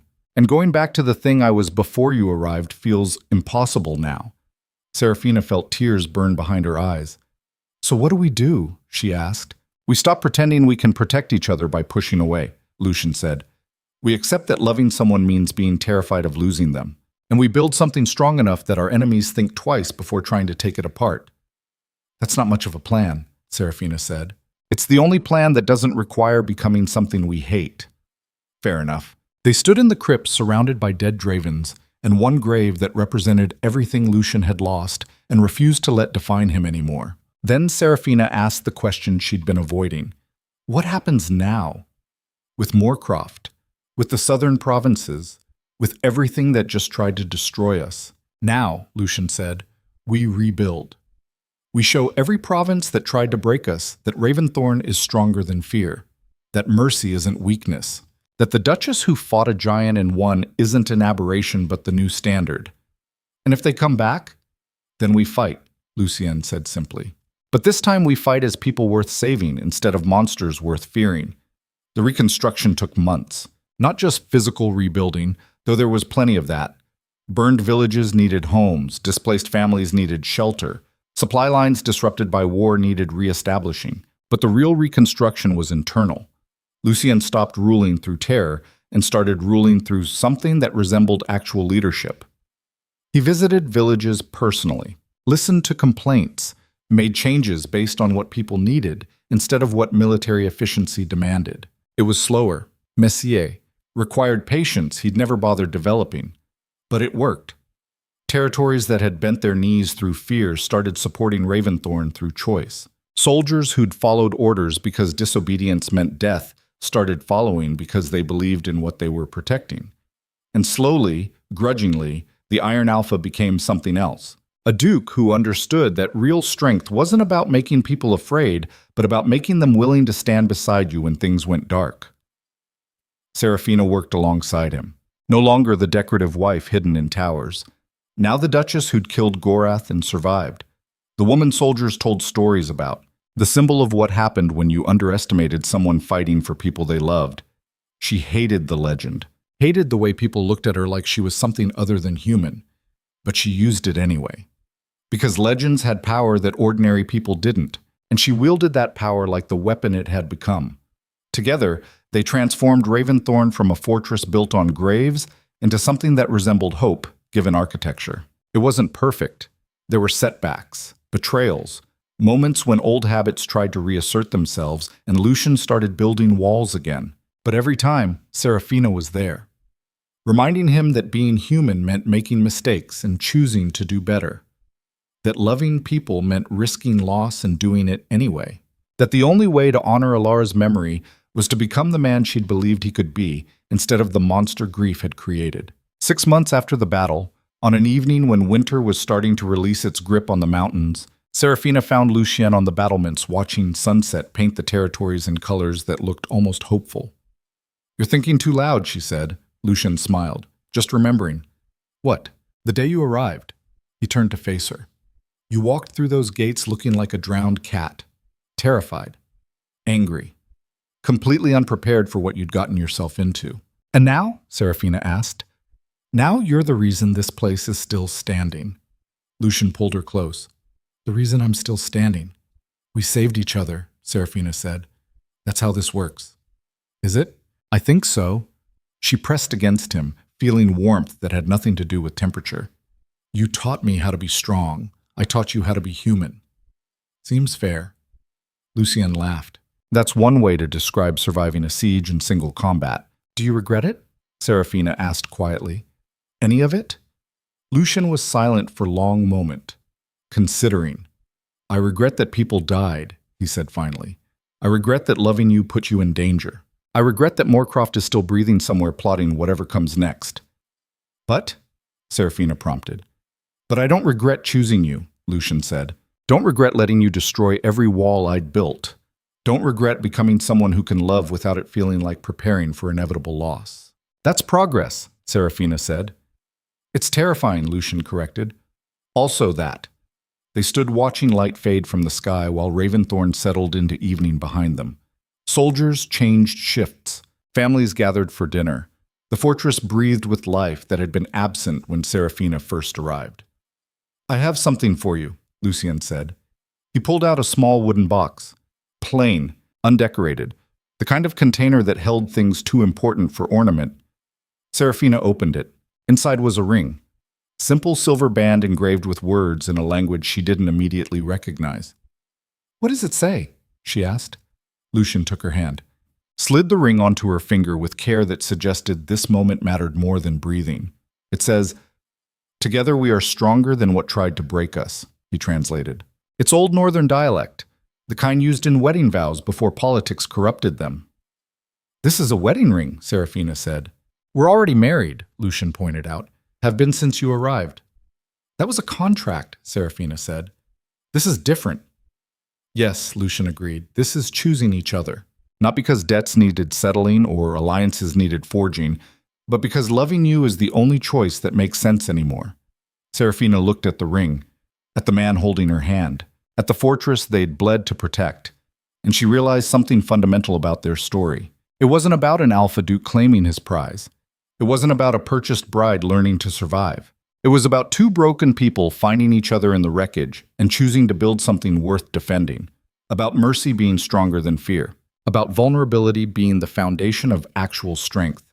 About learning that real power wasn't dominance, but the willingness to stand beside someone and say, whatever comes next, we face it together. I love you, Serafina said, even though you're impossible and terrifying and probably going to get us both killed eventually. Probably, Lucien agreed, but at least we'll die knowing we mattered to each other. That's morbid, Serafina said. That's realistic. She kissed him while the last light bled from the sky and stars began claiming darkness. And somewhere in the southern provinces, Lord Cassian Moorcroft sat in diminished holdings, planning revenge that would never come to fruition. Because the thing about legends was that fighting them only made them stronger. The thing about love was that trying to destroy it only proved how much it mattered. And the thing about Raven Thornne was that it had stopped being a fortress built on fear and started being a home worth defending. 1 year after Serafina arrived, she stood in the great hall surrounded by people who'd become family instead of subjects. Soldiers who'd survived poison. Servants who'd found voices. Refugees who'd decided staying was better than leaving. They'd gathered to celebrate the winter festival. The kind of celebration Raven Thornne hadn't hosted in years because joy had seemed frivolous when survival was uncertain. But now, with territories stable and enemies fractured and the Duke walking among his people instead of ruling from distance, celebration felt earned. Lucien stood beside her wearing formal clothes that still looked uncomfortable but less like armor. This is your doing, he said quietly while musicians played and people danced. This is our doing. Serafina corrected. You changed everything. We changed everything. She took his hand. You let yourself be changed. That's what made the difference. Lucien looked around the hall, at faces that smiled without fear, at laughter that sounded genuine, at a fortress that finally felt like something worth protecting instead of a prison that needed guarding. I spent 3 years thinking that surviving meant becoming something that couldn't be hurt, he said. Turns out surviving means becoming something worth fighting for. Took you long enough to figure that out, Serafina said. I had a good teacher, the best. They danced while Raven Thornne celebrated around them, while the fortress that had been built on graves and grief transformed into something that resembled actual future. And in the chapel crypt beneath the castle, beside a tomb that would always matter but no longer defined everything, a single candle burned. Not in mourning, but in memory of the woman who'd loved the Duke enough to believe he could be better, and in gratitude to the Duchess who'd helped him prove it. Winter eventually released the North. Spring arrived with green that looked impossible after months of gray. Flowers bloomed in courtyards where nothing had grown in years. Life returned to territories that had been bleeding slowly since Alara's death. Seraphina walked through Raven Thornne's gardens on legs that had finally stopped hurting. The wound from Gorath's blade had healed into a scar she wore like a badge, proving she'd survived becoming legendary. She found Lucien near the training yards watching new recruits work through drills, not with the cold evaluation of the Iron Alpha, but with something that almost looked like pride. "You're getting soft," she said. Lucien smiled. "You're corrupting me." "Good." He pulled her close, kissed her temple, let himself be human in full view of soldiers who'd once trembled at his approach. "I never thanked you," he said quietly. "For what?" "For saving me from myself. For refusing to let me hide behind walls. For fighting Gorath when you should have run." He pulled back enough to meet her eyes. "For loving me when it would have been easier to hate what I'd become." Seraphina touched his face, traced the lines around his eyes that had started softening. "Loving you was never the hard part," she said. "Convincing you that you deserved to be loved. That took effort." "Mission accomplished?" Lucien asked. "Getting there," Seraphina said. "You still have moments when you try to push me away." "Old habits," Lucien admitted. "We'll break them together." They stood in spring sunlight while Raven Thornne breathed around them, while the fortress that had been dying slowly came back to life. While two people who should never have worked learned that sometimes the best things came from choosing each other despite impossible odds. And in that moment, standing in gardens that bloomed after years of winter, Seraphina understood something fundamental about their story. It wasn't about dominance or submission. It wasn't about alpha and omega dynamics or purchased brides learning their place. It was about two human beings finding each other in darkness and choosing to build something that created light. About learning that real strength wasn't controlling everything, but trusting someone enough to be vulnerable. About discovering that love wasn't weakness, but the foundation that made everything else possible. About proving that even men who'd become monsters could learn to be human again if someone loved them enough to fight for it. The northern territories stabilized. Enemies who'd circled looking for weakness found none. Alliances that had been built on fear transformed into partnerships built on respect. And Raven Thornne Keep, the fortress that had been ruled by the Iron Alpha, became something else entirely. A home. A symbol. Proof that people could change if they had reason enough. That mercy could be stronger than violence. That loving someone completely was terrifying and worth it. That the only way to honor the dead was to become someone the living could believe in. Years later, when historians wrote about Duke Lucien Draven and Duchess Seraphina Vale, they would struggle to separate fact from legend. Did she really fight Gorath? Did he really kneel defenseless on the battlefield? Did a purchased bride actually transform a tyrant into a leader worth following? The stories would grow with each telling, but at the core, beneath embellishment and myth, would remain simple truth. Two broken people found each other. They chose love when fear would have been easier. They built something worth defending, and when enemies came to destroy it, they fought with everything they had because some things were worth bleeding for, some things were worth dying for, and the people you loved were worth becoming better for. That was the real story of Raven Thornne Keep. Not about dominance or submission, not about alphas claiming territory, but about humans choosing each other, choosing growth over comfort, choosing vulnerability over armor, choosing love over fear even when the cost was everything, and proving that sometimes the greatest strength came not from building walls, but from having the courage to let them fall.